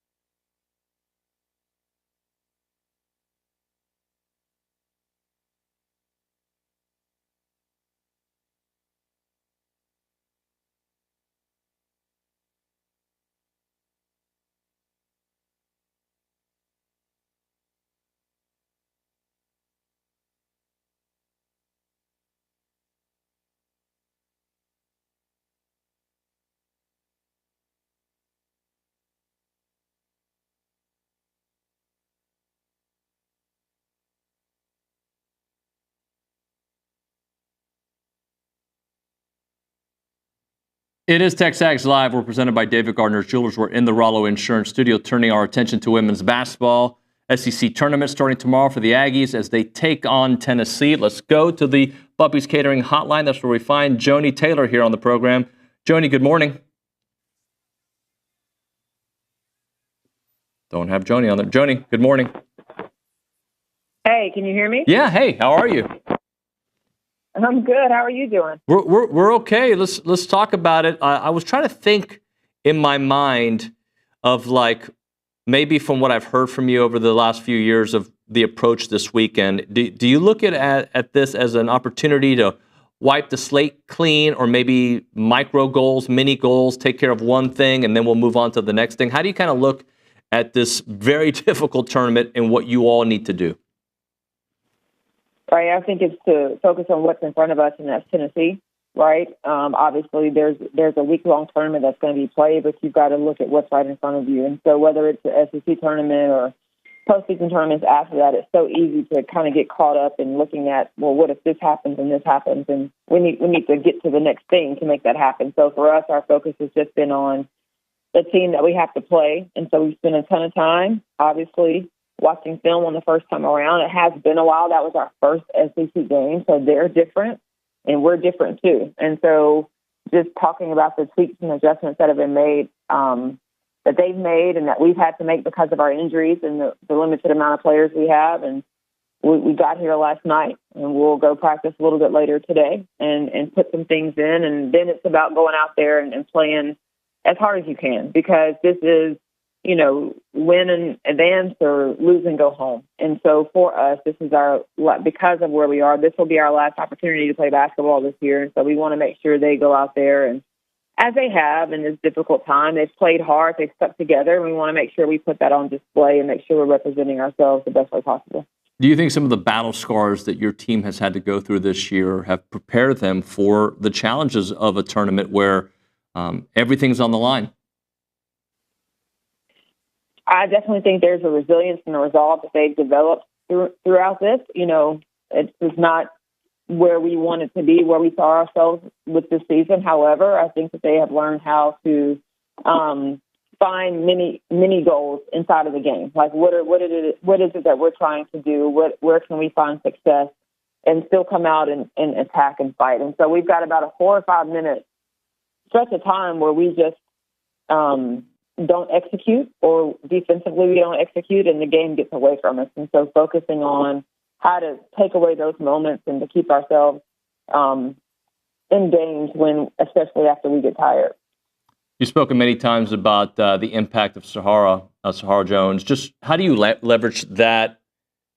Just the seniors, the group of talent that you have assembled. How do you leverage that here in a short term mini tournament, or hopefully a long tournament, for success? Well, she's done this now a lot of times, and so we'll look to her. We'll look to Lauren, Jada, to lead our team as it relates to the SEC tournament, what the expectation is, how you have to have a very intentional and dialed-in focus in terms of what's right in front of you. There's a lot of things happening in and around the tournament. It's a great tournament. She's played in it a ton of times, and so she knows what that looks like, the preparation for it. We play the 11 o'clock game, so it's a quick turnaround for us. And so she's going to be somebody who we call on to step up and lead in that way.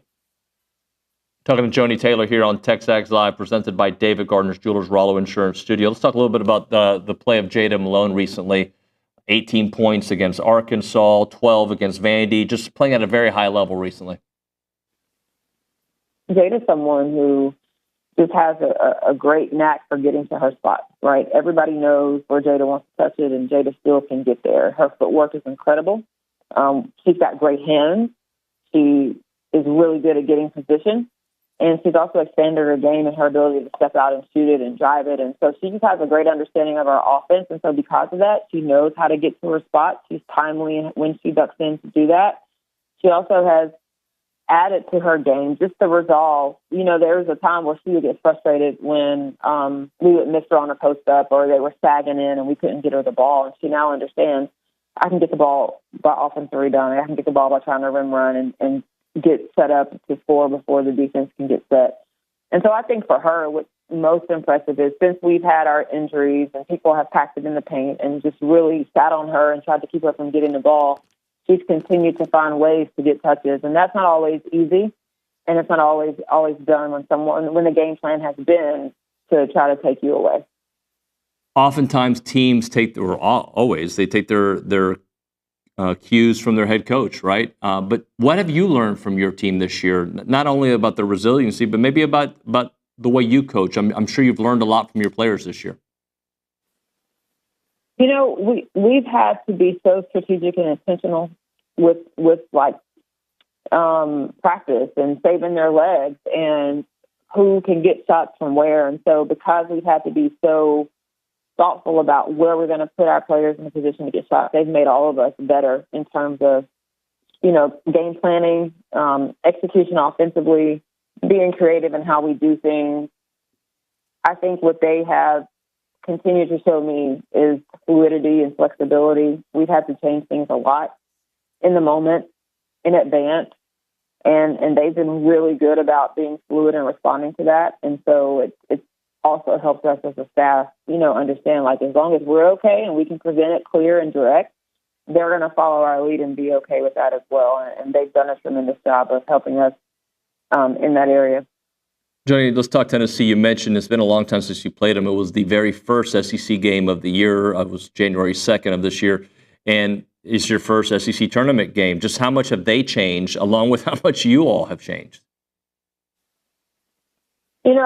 From watching them, I think they still are going to press. They still play really fast. They still hockey sub, but not hockey sub the way they did the first game of the season. I think they've kind of adjusted that a little bit. She kind of goes longer stretches with certain people, and so it's not as much of a hockey sub situation as it was when we played them in January. I think what we've learned is that, again, for us, we've got to take care of the basketball. We've got to make people go to plan B defensively. And what we've learned right now is sustaining that. We can start doing that, but there's, again, the 4 or 5 minute window, especially after we get tired, where we aren't as dialed in or lack detail in some of those areas. And our margin for error is really, really small. And so our focus has been how to trim down some of those moments where we don't make those mistakes, because it's really hard for us to recover from it. That is Joni Taylor. Joni, I appreciate your time. Thank you so much. We're hoping and expecting a long run there at the SEC tournament. Thank you. Thank you. Joni Taylor on the Buppy's Catering Hotline. Appreciate her time here on the program. We'll hit a break. Come back with an open segment if you want to be a part of the conversation. All you got to do is call us up, 979-693-1150. We'll chit-chat in hour number 3. Luke will be here to start off the 10 o'clock hour, and then we'll close out with Justin Lanham. Right now, a moment for Caldwell Country Chevrolet. Highway 21 in Caldwell, online at caldwellcountrychevrolet.com. If you need a business vehicle, let them hook you up. They're a business elite dealer. They'll find you the right vehicle, the right price at the right time. They'll want to take care of your big business and small business needs, because Caldwell Country Chevrolet is the place to go to find yourself a vehicle. If you're looking for a truck, they can help you out as well. Great trade-in value, great pricing, and the best customer service out there. Complimentary pickup and delivery for service customers, free oil changes for life on the life of your purchase, as long as you own that vehicle. It is Caldwell Country Chevrolet, a proud supporter of Aggie Athletics. We're talking 15 minutes to get there. The edge of Bryant to the beginnings of Caldwell. A short conversation away, but you'll see the difference when you step on the lot and do business with the great people at Caldwell Country Chevrolet. Highway 21 in Caldwell, online, caldwellcountrychevrolet.com.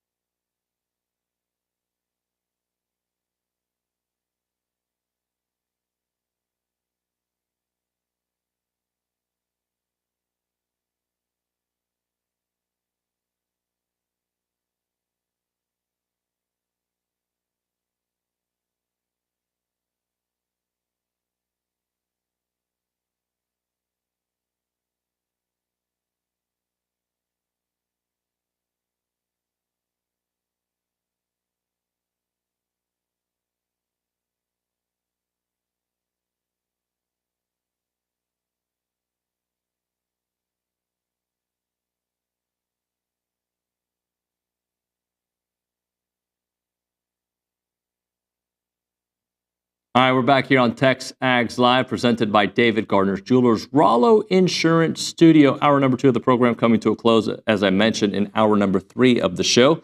We're going to have Luke Evangelist in studio. We'll talk some Aggie basketball with him, and we'll have Justin Lanham afterwards. I think we're getting Justin Lanham twice. I think he'll be in studio tomorrow because he's going to come to the game against tonight against Auburn. So we'll be talking to him. Right now, though, your car wash tradition with the friendliest staff and a personal touch is back. That is Aggieland Express Car Wash. They are Aggieland's first green car wash. They recycle 100% of their water. They have 2 great locations. You got the original on William D. Fitch behind the Shipleys in South College Station, and you have the original 2528 Texas Avenue South in College Station across from the Planet Fitness.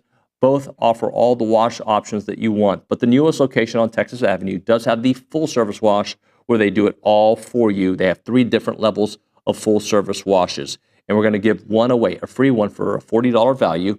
The first caller at 979-693-1150, you'll get a free full-service basic wash at the new location of Aggieland Express on Texas Avenue, 979-693-1150. We go back to the Angry Elephant News and Social Center. Reed has some reading to do. Reed? We do. So this weekend, number 5, Texas A&M's women's tennis took down number 12, Oklahoma. This is their 3rd straight SEC victory, becoming only 1 in 4 teams in the conference that remains undefeated. The Aggies captured the first point in doubles with Nicole Kieran and Lexington Reed winning 6-2, and then Luciana Perez and Boyer followed with a 6-4 victory to secure that 1-0 lead. Next, Kieran scored from the Maroon and White with her 9th ranked win of the season. And then number 90, Mia Kupris, also won 6-4, 6-4, extending her winning streak to 6 matches. And one performance that I wanted to note is Lexington Reed. She had one of her wins was secured against OU. She first lost 3-6, but then had a pretty substantial comeback, winning 6-1 and then 6-2 in the final round to secure a win for A&M. Excellent. Excellent. Anything else? Texas A&M's men's golf wrapped up their second round yesterday. We are in 8th place currently, and then we tee off at 11 o'clock today, I believe. We were 10 over 298 at the par 72. Wheaton Ennis and Aaron Pounds were Monday's top performers, both checking in with 2 over 74. Cool. Thank you very much. All right, we're going to focus on this game against Auburn and what it's... I don't know if this game against Auburn means anything if you lose in the first round of the NCAA tournament or if you win a couple games in the NCAA tournament. But when you look at A&M, again, versus what is ahead today with Auburn, LSU before the SEC tournament, it isn't about star power when Buzz Williams was creating this team. It's never been, right? This A&M team that Buzz built isn't about 5 stars that are going to overpower you. That's not how they built this thing.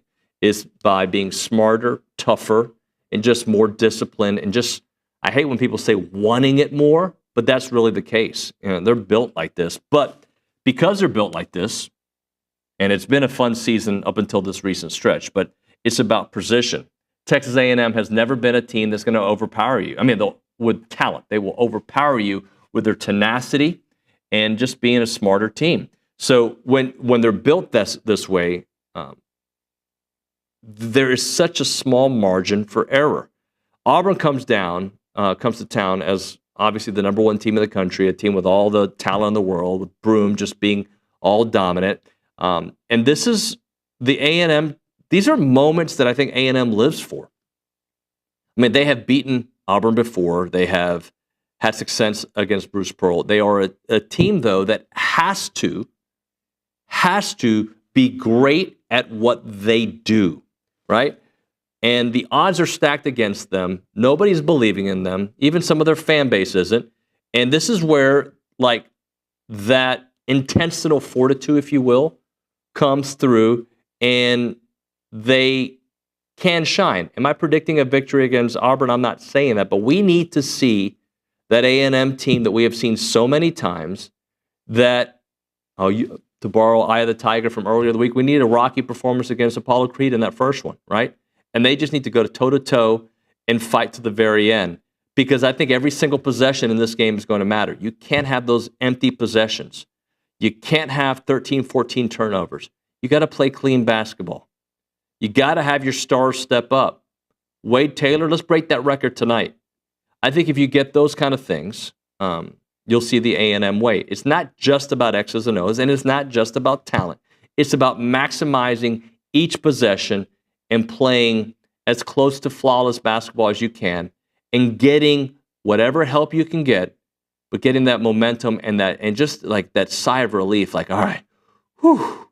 Because you need to have some wins going into both tournaments. You need to have some wins to end this regular season going into the SEC tournament, and you've got to get some wins going into March, right? Well, you are in March, getting into the NCAA tournament there in the SEC tournament. We'll talk about it with Luke Evangelist. He'll be in here for Pounding the Rock. We can get to your text messages at 979-693-1150. You're listening to TexAgs Live, presented by David Gardner's Jewelers.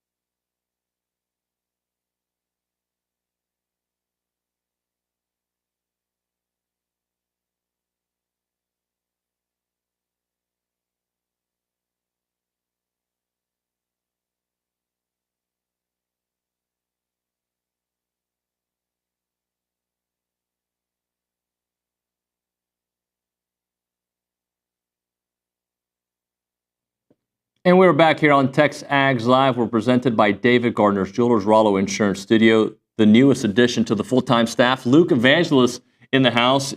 He made it LinkedIn official. Yeah. You had to put the whole thing in there. Yeah, everybody pat me on the back. Yeah. I got to thank the owners. Isn't that what LinkedIn is for these days? It's just, I have not put one post ever on LinkedIn. Well, you've also been established in the industry long before LinkedIn even became a thing. Actually, that's not an old joke. That's just like a fact. The interesting thing is there's a lot of folks that are way more established than me that put daily posts up there. Okay, yeah. See, that's a bit much. Me, I only post if I get into grad school or there's a major accomplishment like getting a full-time job. I'm not that person that's faced adversity today. My cup of coffee was cold. Here's how I got through it, and here's how you can get through your challenges. There's people who post like that on LinkedIn. Yeah, that ain't going to be my style. Right. How are we going to get through the challenge of Auburn? Oh, that might be even more challenging than figuring out how to post on LinkedIn. It's the best team probably in college basketball history. The numbers say they're... Come on, stop with the college basketball history. The best regular season team... You've become metrics, Luke. Come on, man. Okay. Until the postseason comes, this is the best regular season team in the history of college basketball. Statistically, on Ken Palm, there have only been 3 teams in the history of college basketball rated higher than them. It was Duke in 1999 and then Duke this year. But I think we can all agree. Did they do Ken Palm back in the day when John Wooden was the guy? It was 1997. Fine, we can say in the Ken Palm era. The best of all time. It's possible. Look at what they've done in the hardest SEC ever, playing the hardest schedule ever. They have 2 losses, and they've been dominating every team they've played. This is just, and Reed, kind of look up some of the greatest teams of all time. I think one year UNLV did not win it. They lost to Duke.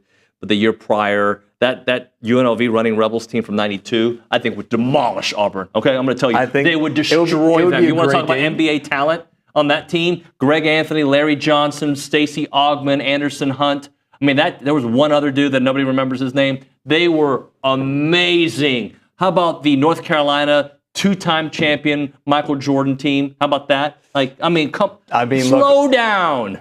Look, okay, how about in a month and a half when Auburn wins the national championship, we can come back to this. And how far did they get in the tournament last year? They lost to Yale in the first round. Okay. But Yale, hey, look, that was a different team. They've reloaded. This is Bruce Pearl's best team. But this is my problem with and I don't mean this towards you, okay? But they might be. I don't know. Mm-hmm. But I do know most people who say the best ever have only watched 9 minutes of basketball in their life. There's so much basketball before. If we only want to use certain metrics to be great in your era, to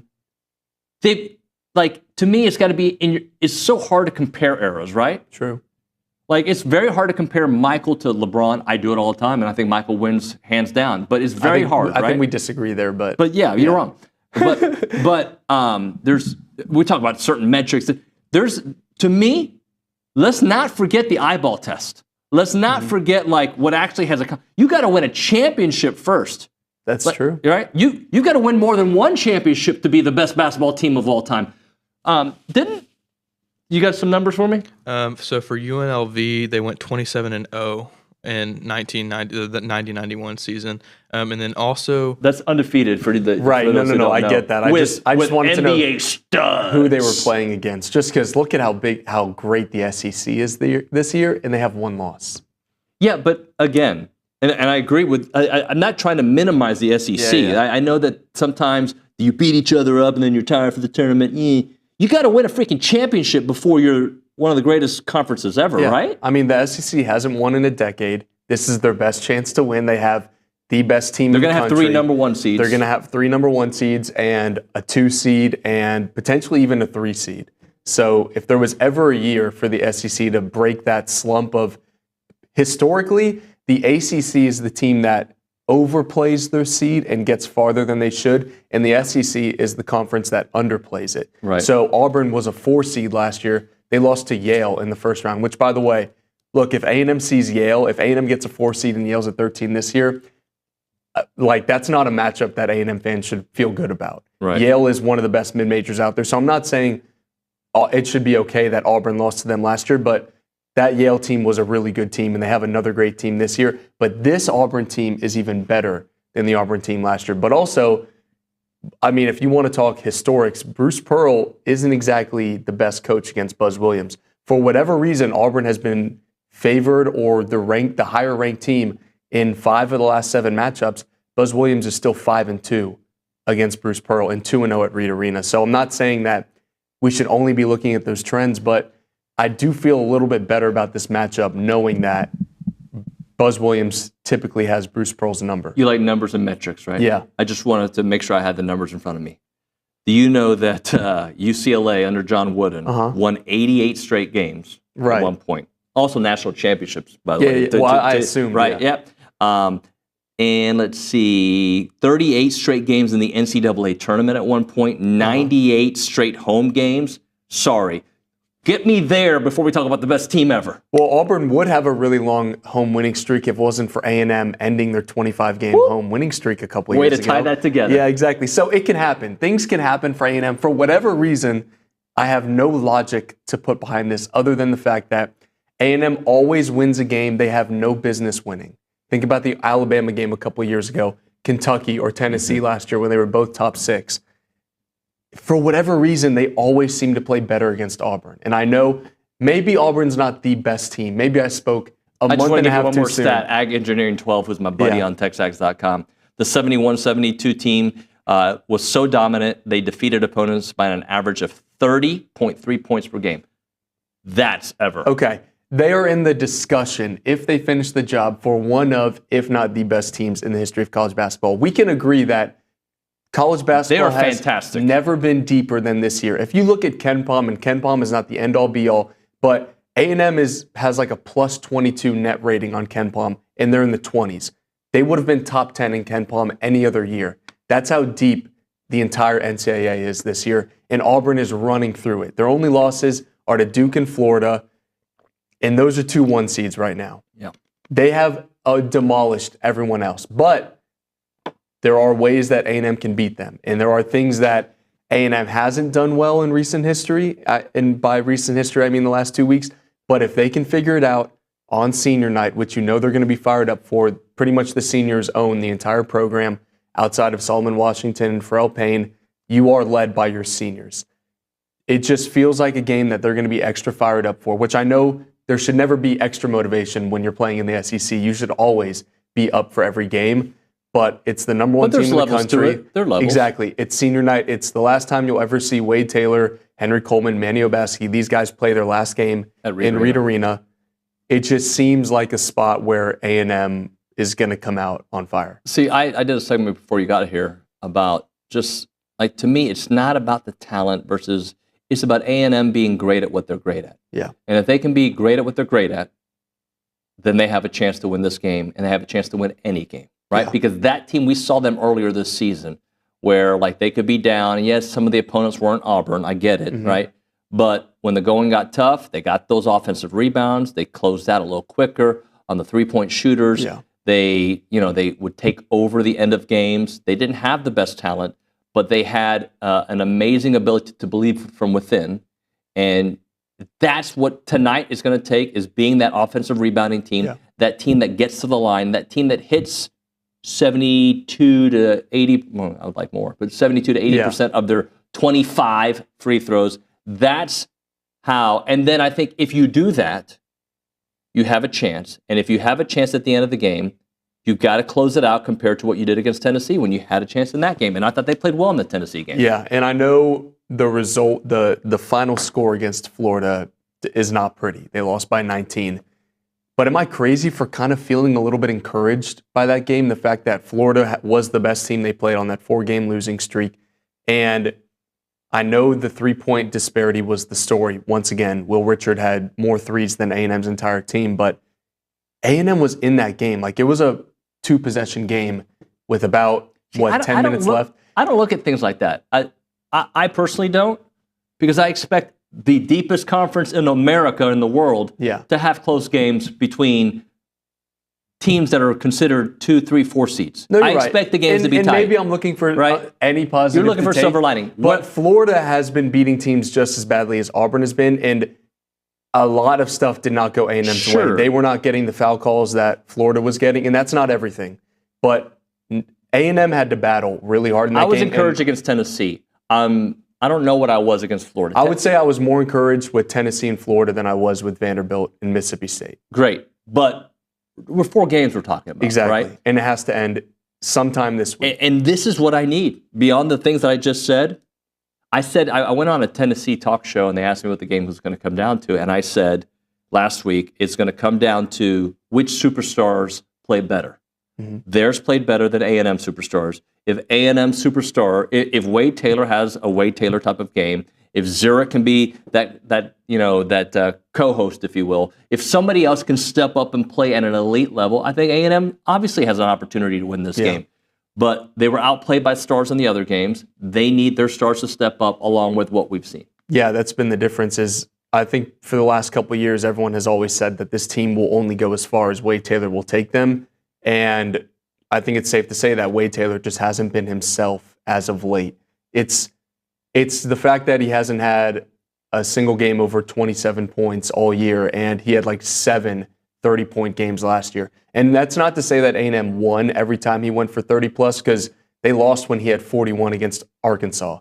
And Wade Taylor scoring a bunch doesn't automatically mean A&M's going to win, but it gives them a better chance, because when you have guys like Chaz Lanier or Will Richard who are going to hit nearly every single shot they're going to take, you have to have someone that can match that. And outside of CJ Wilcher, there is no one else on this team that can shoot from 3 like that. You can't consistently trade 2s for 3s. They did that against Florida. I thought Pharrell Payne looked really good. He was playing against the deepest front court in the league, the tallest front court in the league, and he still managed to go get you some buckets. He wasn't as efficient, but that's okay. You can't expect him to shoot 80% when he's going against 7-footers all game. But A&M cannot trade 2s for 3s. As good as Pharrell Payne looked, mathematically, A&M's offense is not good enough to let the other team shoot 48% from 3, and they are just trading 2s for 3s all game. So A&M has won games where they can make 6 threes. They've made 5 threes in one game, but they can't do that when their opponents are making 13 and 14, and that's just going to be the story again tonight. If A&M makes 6 threes, they could maybe beat Auburn, but not if Auburn makes more than 8 or 9. Shout out to Mr. Reed, Rod Reed, Marcel's dad, listening to the show. He brings up Moses Scurry was the guy on UNLV that I couldn't think of. Right. I'm serious, man. You know who Grandmama is? Potentially. You don't know who Grandmama is? No. Right. Larry Johnson. You've heard the name Larry Johnson? Yeah. Okay. Do you know where he's from? No. He's from Dallas. You should know this guy. Okay. That guy in his day was like Barkley. Okay. Like in the NBA, he had some back issues, but that team was loaded. All right. We'll continue about A&M because nobody wants to hear about UNLV on this show. What does a win do? Okay. Let's say what do 2 wins do? Seeding wise, if A&M somehow beats Auburn tonight, and they beat LSU on Saturday, what does that do seed-wise? Because I think today they're still a 4, right? Yeah, I just looked at Bracket Matrix. As of right now, 40% of bracketologists have them as a 3 still, which is encouraging, but they're probably the last number 3 seed.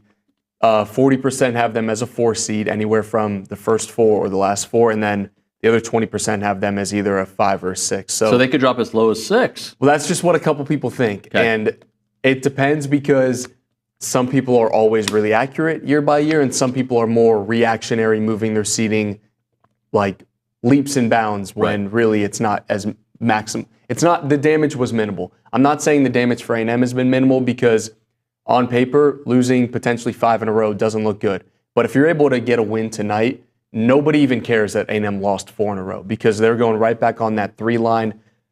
I think the consensus right now is that A&M is a 4 seed. If the tournament ended today, I know they don't look good right now, but the metrics that they have on their resume and what they did in non-conference play would earn them a 4 seed. Does a loss to Auburn change that? A loss to Auburn in a vacuum is not bad. It's not a bad loss. No one is expected to beat the number 1 team, but because it's your 5th loss in a row, that starts to change things. We saw A&M losing 5 in a row was the reason they were almost not in the tournament last year. When they lost 8 in a row a couple years ago, that was the reason that things kind of went wrong for them in the selection committee's eyes. So let's say they had beaten Vanderbilt. We can't change the past, but if they'd beaten Vanderbilt and you just went 2 losses and then 2 losses, nobody cares. They're probably still a 3 seed. But because it's going to be that 5th loss in a row, if they do lose, That's not good. Then you have to beat LSU, and you have to win at least a game in the SEC tournament, and you're probably a 5 seed at worst. But a win tonight would totally change things and put them What's right the back on lowest the they could 3. be if things go? If they don't win another game for the rest of the year, they would probably be a 6. But at that point, I don't think they're going to lose every game for the rest of the year. No. But I think reasonably, if they win the games they're supposed to, which they haven't done as of late, they didn't beat Vanderbilt when they should have. But if they beat LSU and win a game in the tournament, because historically they're going to win at least one game in the SEC tournament under Buzz, you're probably a 4 seed. I think at this point we'll take a 4 seed. Yeah. Right. Just the way the bleeding is going. All right. What do you think about Auburn already clinching their seed? And I mean, they're going to play their guys. But Are they going to play their guys? That's an interesting discussion because no one has ever really locked up a number 1 seed and the SEC regular season title and the number 1 seed in Nashville with a week to go. That's just frankly never happened. And A&M has never been in a position where the other team, technically doesn't have anything to play for. Auburn could lose every game the rest of the year. They're still going to be the number 1 seed in March Madness. They're still going to be number 1 in Nashville. But for A&M, this is an opportunity where maybe Auburn, instead of playing with 100% intensity, it's 95. And if that's the 5% difference you need, then you have to take that. Well, A&M better play at 105, which was mathematically impossible. But they've done it before. You've seen them play with that effort before. But the thing with Auburn is this is a team that's been healthy pretty much all year outside of Joni Broome missing 3 games with his injury earlier in the year. And they still won, right? And they still won every game without him, which is Auburn. That's why they're so great. But Denver Jones, who's one of their starting guards, was injured against Kentucky with an ankle injury. He's listed as questionable. And if I'm Bruce Pearl, maybe this is wishful thinking, but there is no reason to play him. You've already locked up everything you can. And the thing about Auburn is when one player doesn't play, they can just bring Tahad Pettiford off the bench, who I think is their best player when Joni Broome is not on the floor. And he hasn't even started a game all year. So when Denver Jones is out, if he doesn't play, it's really no harm, no foul. Because they're so deep, they're so old. They have guys who have played in March Madness. Chad Baker-Mazara was on that San Diego State team that went to the national championship. When one guy isn't playing well, it's okay because Miles Kelly can just have 30 points against Kentucky. They are so well trained, so well coached, and they can beat you with any given player on any given night that if one player doesn't play, it really doesn't matter to them. It's just, okay, next man up. Their worst rotation player that doesn't even really play for them is J.P. Pegues, who was Furman's best player, who hit their game-winning shot in March Madness against Virginia, and they can bring that dude off the bench as like their 9th man. They're just the deepest team A&M's ever played, and normally A&M is the deeper team that can use that to their advantage, but even if Denver Jones doesn't play, they're still unbelievably deep. Let's do another segment, and we'll talk about the keys to the game and break down some of these seniors. Yep. Okay? Right now, we're talking Heritage Films. That's Chancellor McLean's company. They make documentary films about families. In fact, I was talking to Scott and Scotty this weekend, and they had reached out to Chancellor about doing a Heritage film. It's basically a documentary about your family. It's a documentary about your family business, your family ranch, whatever makes your family unique, right? We all have a family story, and Chance is a master at telling that story in a 2-hour documentary form that can be preserved and shared with the next generation and the generation after that. Capture those stories before it's too late, and get the people involved in the story to tell that story. Your father, your grandfather, your mother, your uncle, whoever it may be. Let Chance and his team do that. He's not advertising in a lot of other places. He does the Michael Berry Show, which is a talk show in Houston. He does TexAgs. That's what his advertising strategy is, because he knows Aggies love to tell their story. You can go to the website, yourheritagefilm.com, yourheritagefilm.com, or call them up, 713-893-8341, 713-893-8341.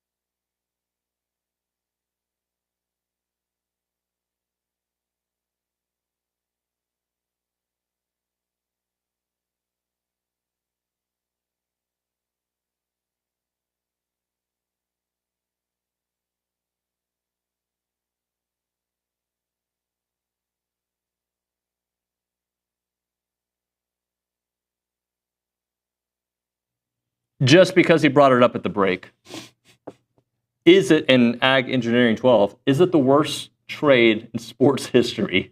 Sending, I mean, it's too early to answer that question. Let's go ahead and be honest. No, I like to answer questions early, as you know. Yes, you do. Hey, the greatest actor ever. I've only watched 4, but greatest actor ever. The Luka trade, worst trade. Yeah. I mean, I'm trying to think in NBA history, gotta be. I mean, the Deshaun Watson trade for the Browns is pretty bad. Yeah, that is true. I just can't. We got to see how it plays out for Luka in LA. Yeah, but from like an emotional standpoint, I just can't think of another trade that because Kyrie Irving done for the year. Yeah, ripped their superstar away from their home and of a passionate fan base, of a fan base that loyalty is everything. Like you gave Dirk a statue.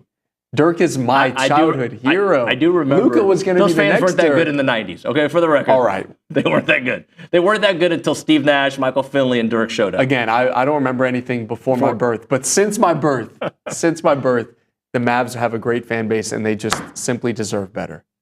Yeah.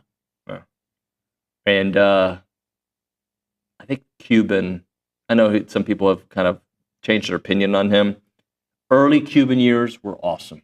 I'll just say that. Yeah. Early Cuban years were awesome. Let's continue down the path. What's it going to take for A&M to win? One of the notes you told me, 3-point shooting, and I think that's on both ends. Yeah. A&M to hit some, and also for Auburn to miss some. Yeah, A&M's given up 11.5 threes per game on this losing streak, and they're only making 6.5. So when you multiply those by 3, A&M's already losing by 16 points. On average, A&M is giving up 16 more points than they're making from the behind the arc. That is unsustainable. That is probably the most honest way I can put it. A&M's offense is not good enough to make up 16 points difference. They're just simply not. The way A&M should win games is when that number is closer to 0. They can win games against a team like Texas when they only make 2 threes and Texas makes like 7. They can win those games. But against teams like Auburn and Florida, you have to play near perfect. And for A&M, I'm not asking them to be plus 16 in the 3-point margin because, let's be honest here, they're not going to. Auburn's going to make their threes.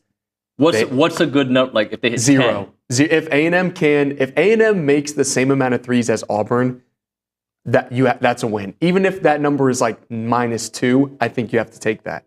Because A&M can do things inside with Pharrell Payne that, quite simply, Auburn can defend that, but you have to take your chances inside because Auburn's got a top 10 defense, but they have the number 1 offense. So if A&M is going to trade, if Auburn's going to hit threes, A&M just simply has to trade it with a bucket of any kind. It can't be you trade it a 2 for a 3 and then you don't score again for 4 minutes. You just can't have those long scoring droughts that they've been having that have been the reason why Florida pulls ahead on them, why Vanderbilt goes from down to now winning by 8, and why Tennessee pulls away late. You can't have those scoring droughts, and you cannot let Auburn heat up from 3 because they can make 15. They can make 14. The way A&M's been playing defense, Auburn has to be licking their lips because they shoot 37% from 3, which isn't an elite number, but that's top 50 in the country. And as we've seen, it doesn't take an elite 3-point shooting offense to go crazy on A&M's 3-point defense. If A&M hits 11 threes, okay, which I think is a big number. I think I just got an insane dopamine rush from hearing that. They win that game? You still can't, right? You can't go there because they can hit 14. Even when A&M plays perfect, even when teams play perfect against Auburn, it may not be enough. I would need to know, what does the rebounding look like? Did A&M shoot 15 more free throws than Auburn? Which goes back to my original point at the top of the show.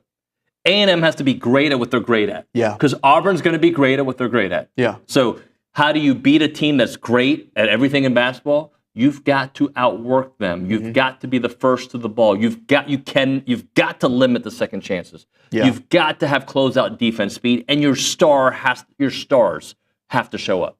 I'll add to that, you need a fast start. It's weird because A&M's been getting fast starts ever since they put Solo and Andy in the starting lineup after the Mississippi State game. I believe the Tennessee game was the first game they did. Either way, every game they've lost so far, they've been getting that fast start, but it's just that. It's just a start. And that next 5 to 10 minutes after the first 8 minutes of the game has been where teams have caught up to them. And the way Auburn plays, they're going to go after you from the opening tip. But if you get up to a big lead, nothing's safe. Nothing is safe. Hypotheticals. Right? Yeah. But I'm over here trying to be a fan, carving his way to victory. Okay. Right. Let's say you get up to a big lead. What's big? 14 to 16 points. Okay? Yeah. Okay. I like that. Right. And there's 3 minutes left. I mean, let's say you go into halftime with a 14-point lead. Oh my gosh. Let's just say for this scenario that maybe doesn't happen. Right. Does Auburn then play a couple of minutes of the second half and say, all right, let's just see if we can claw our way back into it, or like, you know what, we don't need to get hurt. A&M's got a 14-point lead. No, they even if Auburn had clinched everything they need to clinch a month ago, that's just not how they play. That's not how they're wired. They are like a bunch of junkyard dogs. They have their own versions of Solomon Washington and Chad Baker-Mazara who are there to get under your skin and outwork you and out-hustle you. And even if they have, on paper, nothing to play for, those dudes don't want to lose. They are having the best season in school history. We can debate it all we want. One of the best regular seasons in college basketball history. One of. Don't come at me. One of the best But do you ones. understand my point when I said the whole thing? They're not going to give up. Until that whistle hits, until A&M has a double-digit lead with 10 seconds left in the game, Auburn's going to continue to fight. Will A&M have that double-digit lead at any point in the game? I don't know yet. I would love it if they did, but I remember Auburn losing pretty much the entire game against South Carolina and coming back. Or was that? I forget which team it was.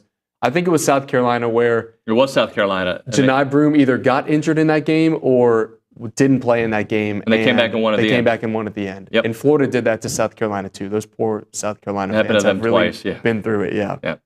Good stuff, Luke. Thank you very much. We're going to continue our basketball dialogue. Justin Lanham on the other side, get his thoughts on the big matchup and other things to hit. It is TexAgs Live, presented by David Gardner's Jewelers.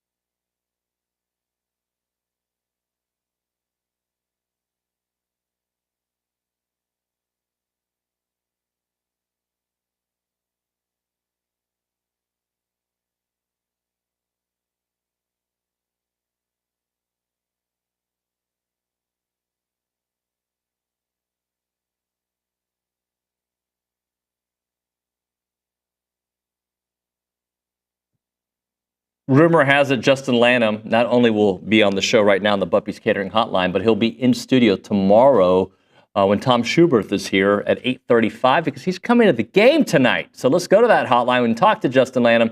Justin, good morning, buddy. Good morning, David. I decided I got to get out of Dallas before I tear an ACL or I get traded to the Lakers. So coming down to College Station to see you. Hey, I read somewhere that somebody was saying that there was a chance that Luka could come back at some point. That ain't going to happen, right? Oh, my goodness. I mean, I guess we can dream. I wish, but I don't know. Until the ownership changes or maybe GM changes, I don't know if that'll happen. Hey, Justin, let's talk about this Aggie basketball team and, just the 4-game losing streak. What do your eyeballs tell you? Unlucky, tough part of the schedule, A&M not playing at the same level. Teams have figured out their defense. So many different ways we can slice it. What's your take? Yeah, I think it's a mixture of things. Maybe a bad breaker here, 1 or 2 bad breaks, maybe in the Vanderbilt game. I think it's also, you mentioned, playing a tough schedule. I think that's been, really tough, especially late in the year. You've already played a tough schedule throughout the season. And then you're finishing with, really, really tough schedule and just a gauntlet of teams. So that's been tough. And then I think too, defensively, I just don't think the Aggies have been kind of up to par, like where they want to be right now. And obviously, again, part of that is because of the caliber of team they're playing.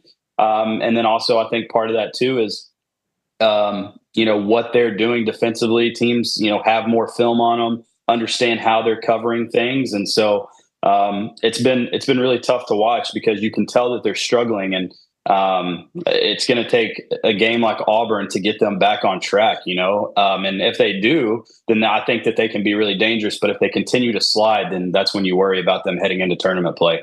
So what's happening? This team has always had a propensity to give up threes, but the clip that they're giving them up at right now, and it feels like, no matter what A&M does defensively, somebody's open or they're getting a second opportunity to hit a three. Yeah, and it's happening in multiple ways. One of the ways that I've noticed, I've even gone back to the last 4 or 5 games just to really watch some of the tape to see exactly what's happening. But it seems like a lot of it is teams are really getting deep into the paint and then kicking it out. And so what a lot of times people are like, well, where's your help defense at? But my main thing that I go to is, why are you not guarding the ball better? People always talk about guard your yard. You got to stay in front of the ball. You can't allow straight line drives to the basket. You can't allow deep paint touches like that, because when you do get deep paint touches, that breaks your shell. Now they kick out, and now you're in bad rotations. And so that's number one. Number two, something that teams have been getting some easier looks is off of ball screens. And what it is that the guy that's supposed to be switching off, he's not switching off fast enough and hard enough. And so what's happening is guys are just rising up into their shot, and guys aren't stepping up to contest that fast enough. I think Chaz Lanier was one of those guys that really had some shots like that, where he was able to just kind of rise up into a shot and not feel pressured. You've got to make 3-point shooters feel rattled. You got to speed them up. You can't allow them to get straight into their shot, because guys like that are going to fill it up. And then lastly, David, I feel like at times they go to that matchup zone. And the matchup zone, it's good at times because it can confuse defenses, but it can also confuse your defense in the sense of who's in my zone, who am I guarding, guys passing through, especially when teams are really cutting and moving off of the ball. It really confuses the defense at times, like who's in my zone. And so I think at times you see guys get lost, like Chaz Lanier, that happened in one game, the nickel kid from Vanderbilt, whenever he got hot. So there's just a multitude of different things that are happening from game in and game out. And I think even Buzz talked about it. He said there's not necessarily one exact thing from game to game. Maybe there's 2 games that there's something that we need to fix. Maybe there's 1 game there's something we need to fix, but he doesn't feel like it's the same exact thing. And I think you can say that the 3-point defense is a concern, but I don't think that you can say one certain coverage is the concern throughout all 5 games. So, Justin, it's senior night. It can be emotional for some of these players. Do you think a game with so much emotion and this magnitude of taking on the number 1 team in the country, can emotion alone be enough for this A&M team? Yeah, it can go one of 2 ways, obviously. Sometimes you see the senior night games where guys really, are wanting to win that last game at home. And I think that that's what you're going to see from this team. I really do. Obviously, this is a tough game for a senior night. Usually you're hoping that it's almost like your homecoming game. You're wishing that you had kind of a cupcake on the schedule, but this is far from that. And so I think just what I expect from a Buzz coach team, I do think that these guys are going to come out and fight one last time here in Reed Arena. So I don't love that this is the senior night game, especially with how, the Aggies have kind of slid the last couple of games. So you kind of wish, like I said, maybe you had, I don't even know who you would say this year, but I would rather have LSU, I guess, than Auburn as this home game for senior night. Yeah, no doubt about that. Talking to Justin Lanham here on TexAgs Live, presented by David Gardner-Schuler. So let's talk about some of these seniors, because all of them, there's a story to them, right, about their time at A&M and what Wade has meant to this program. What Anderson Garcia, who transferred from Mississippi State, Henry Coleman, the Duke transfer, there's Hayden Hefner's got a story. They all have a story in a special place. Is there one story or one player that, that you're going to go think back and man, that guy, I know the whole group, but is there one guy or one guy's story that really you latch onto? Yeah, I think the easy answer would be Wade Taylor. Obviously you're going to miss all those things that he's brought to this program and just how exciting he's been to watch. But I think this for me is a twofold answer, David. I think I'm really going to miss Henry Coleman, just what he's brought to the program, just how I feel like he's just kind of a breath of fresh air, just to the program. How he represents Texas A&M is how you want your players to represent a team in an organization. And so for him, for me, that's the biggest one. But then there's kind of a twofold to that. And the second part of that is I'm going to miss Manny. And I think the reason I'm going to miss Manny is because I think I'm always going to wonder, what if, what if some things changed with him? Not necessarily him himself. I'm just saying situation stuff, him playing a little bit more, just figuring it out. There's just always been this almost disconnect sometimes. And you just kind of wonder what if with him, because you don't see that type of talent, that type of athleticism all the time. And so it's definitely a what if situation for me. Yeah, he's one that I feel very similarly about. I love the kid. I think when he's at his best, he is such a difference maker. Oftentimes he's not at his best. But he's a guy that I think we forget. And then he has one of those games, you're like, oh, there's that Manny. Yeah, absolutely. I mean, just like in March last year, he wasn't necessarily doing a ton up until that point. And then all of a sudden he comes on and you're like, man, if we could have had this throughout the whole entire year, what would this look like? And so I'm hoping, David, that this, that maybe we have another one of those kind of aha moments for him and for the program where he really gets things going. Because I think A&M is definitely in dire need of somebody stepping up. Somebody's going to have to step up in a big way tonight. I don't think it can just be, just guys just kind of going through the motions. I think there's going to have to be somebody that does something spectacular tonight to win this game. Well, let me throw you what my keys are, and then you tell me if you agree, disagree, and counter with yours. All right? My keys are you've got to be great at what you're great at. And I don't know if they've been great at everything that they're great at, right? You've got to be a great offensive rebounding team against Auburn. You've got to limit those opportunities. You've got to be a great defense, especially in those moments where the game will be decided. Hopefully it's decided late unless they're winning the whole time, right? And you need your superstars to play like superstars. That's, to me, what it comes down to. Justin? Yeah, and I don't know that we've had our all of our superstars, like you mentioned, play at that superstar level, and especially any of these games that there's been kind of a slide. So I agree with all of those things. I think I would add two more, David, to that in just a perfect world scenario. I know we can't have all of these things happen, but I would think two of my keys too is I think they've got to get off to a fast start tonight. I think, they've got to get the crowd into it. I think that will be a big thing. And then number two, the 3-point defense is just, I know it's something that it's the elephant in the room right now. But I think it's got to be said, the 3-point defense just has to be better. I will say this too. Looking back at some of these games, I hope that Anderson takes a few more shots from outside. I really feel like he's been hitting some really good shots off of some pick and pops. And especially if a lot of attention goes to one of those guards, whether it's Phelps or Wade, I really feel like Anderson has been able to hit some shots off of those. So I hope maybe he's one of the guys that steps up in that way and can do some things offensively for this team. talk Wade for a moment. How do we contextualize his place in A&M history? He's on the brink of multiple milestones. He's 25 points away from being the all-time leading scorer in A&M basketball. His senior year probably hasn't been his favorite year, at least from a statistical standpoint. Maybe when it's all said and done, it'll be the most his favorite season because they have a deep run in March. But how do you kind of put his place in A&M history? Yeah, I mean, he's definitely up there at the top. For me, it'll always be AC Law will always be up there at the top for me as well. I think there's just so many special guys. The thing that's tough is like I think one of the reasons why you can compare Wade to a guy like AC and stuff like that is because of how long they played here at A&M. Yep. Like a guy like Robert Williams or DeAndre Jordan or some of those guys were just kind of your one and done type guys. And so they weren't here as long to have as big of an impact, right?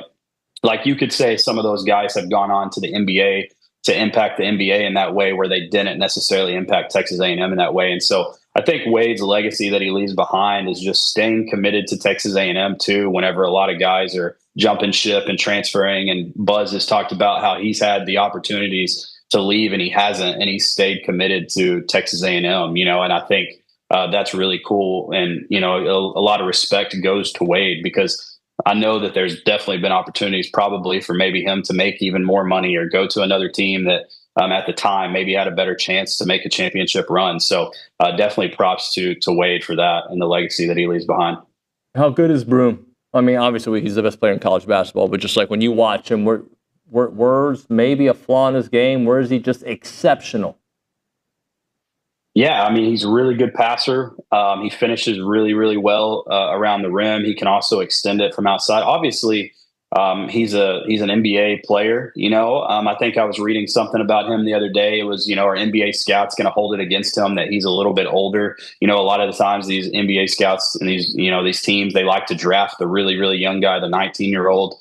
But I think he's going to be really spectacular. Obviously, he's been really, really good at the collegiate level, but I think he's also going to be really spectacular at the next level. So I think I can't really pinpoint one thing, David, because he does so many different things well. But whenever you have a big guy that can pass, I think that's really impressive. Like you think about a guy like Joker, he can pass the ball really well and he impacts the game because of that, because other guys can't necessarily be in help where they need to be. And so I think he's really, really impressive passing the ball out of the post. Talking to Justin Lanham here on TexAgs Live.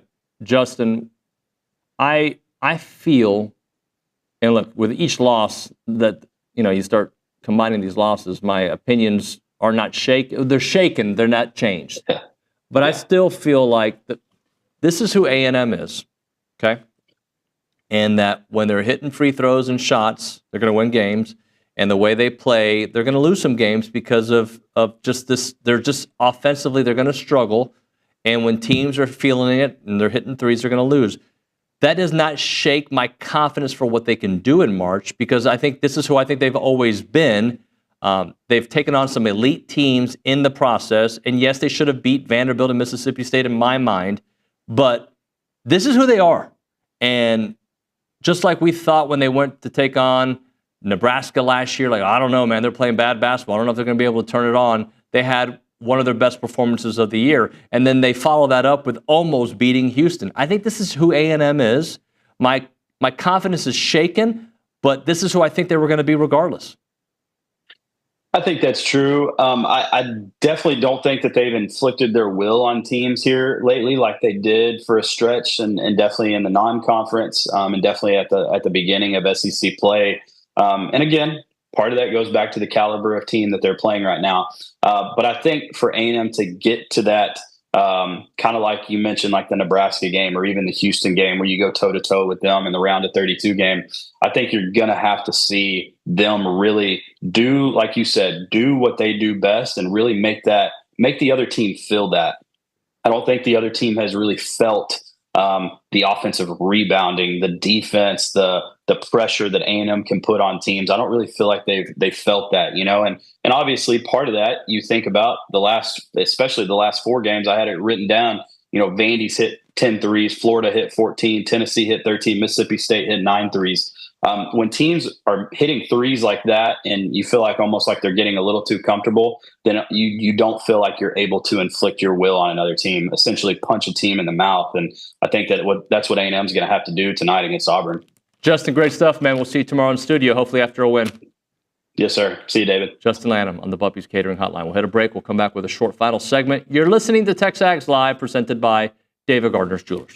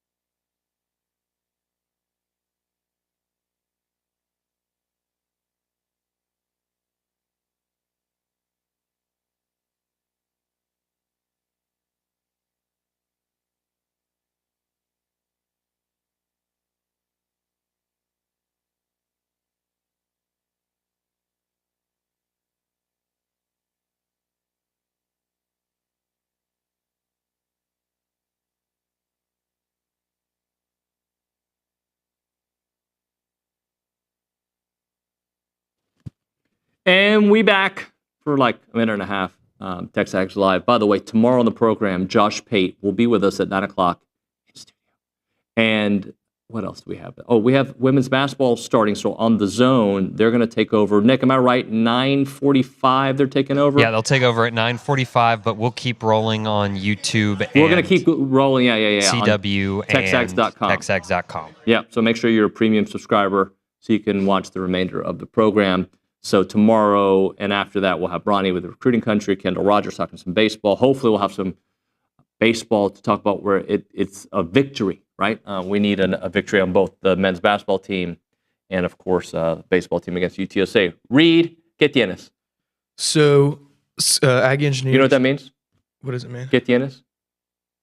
It's bad. Oh, what is that? What? That's K is what? Yes. What do you have for us? Okay. That's what I meant. Aggie Engineer 12 on TexAgs.com says, nobody likes a losing streak, but look at who we were playing. 3 out of the 5 teams are ranked top 5 nationally, and our worst loss stretch is a Vandy team in the top 40. We'll need to bounce back after this gauntlet, but there's plenty of reasons to think we'll be fine. All the more reason Vandy and Mississippi State had to get them. Right? Mm-hmm. If you win one of those two games, how different we're looking at this. It still sucks. Mm-hmm. I think it's more stomachable. But when you lose to Vanderbilt at home, and they outclass you at the end of the game, playing your brand of basketball, and Mississippi State takes it to you with, 7 minutes left, when it was a 6-point game, and you're creeping right back into it, it makes the Florida loss, the Auburn loss, the Tennessee loss hurt that much more. That's going to do it for TexAgs Live here on a Tuesday. Mañana, I told you, Josh Pate, that and more. It's TexAgs. We'll see you mañana.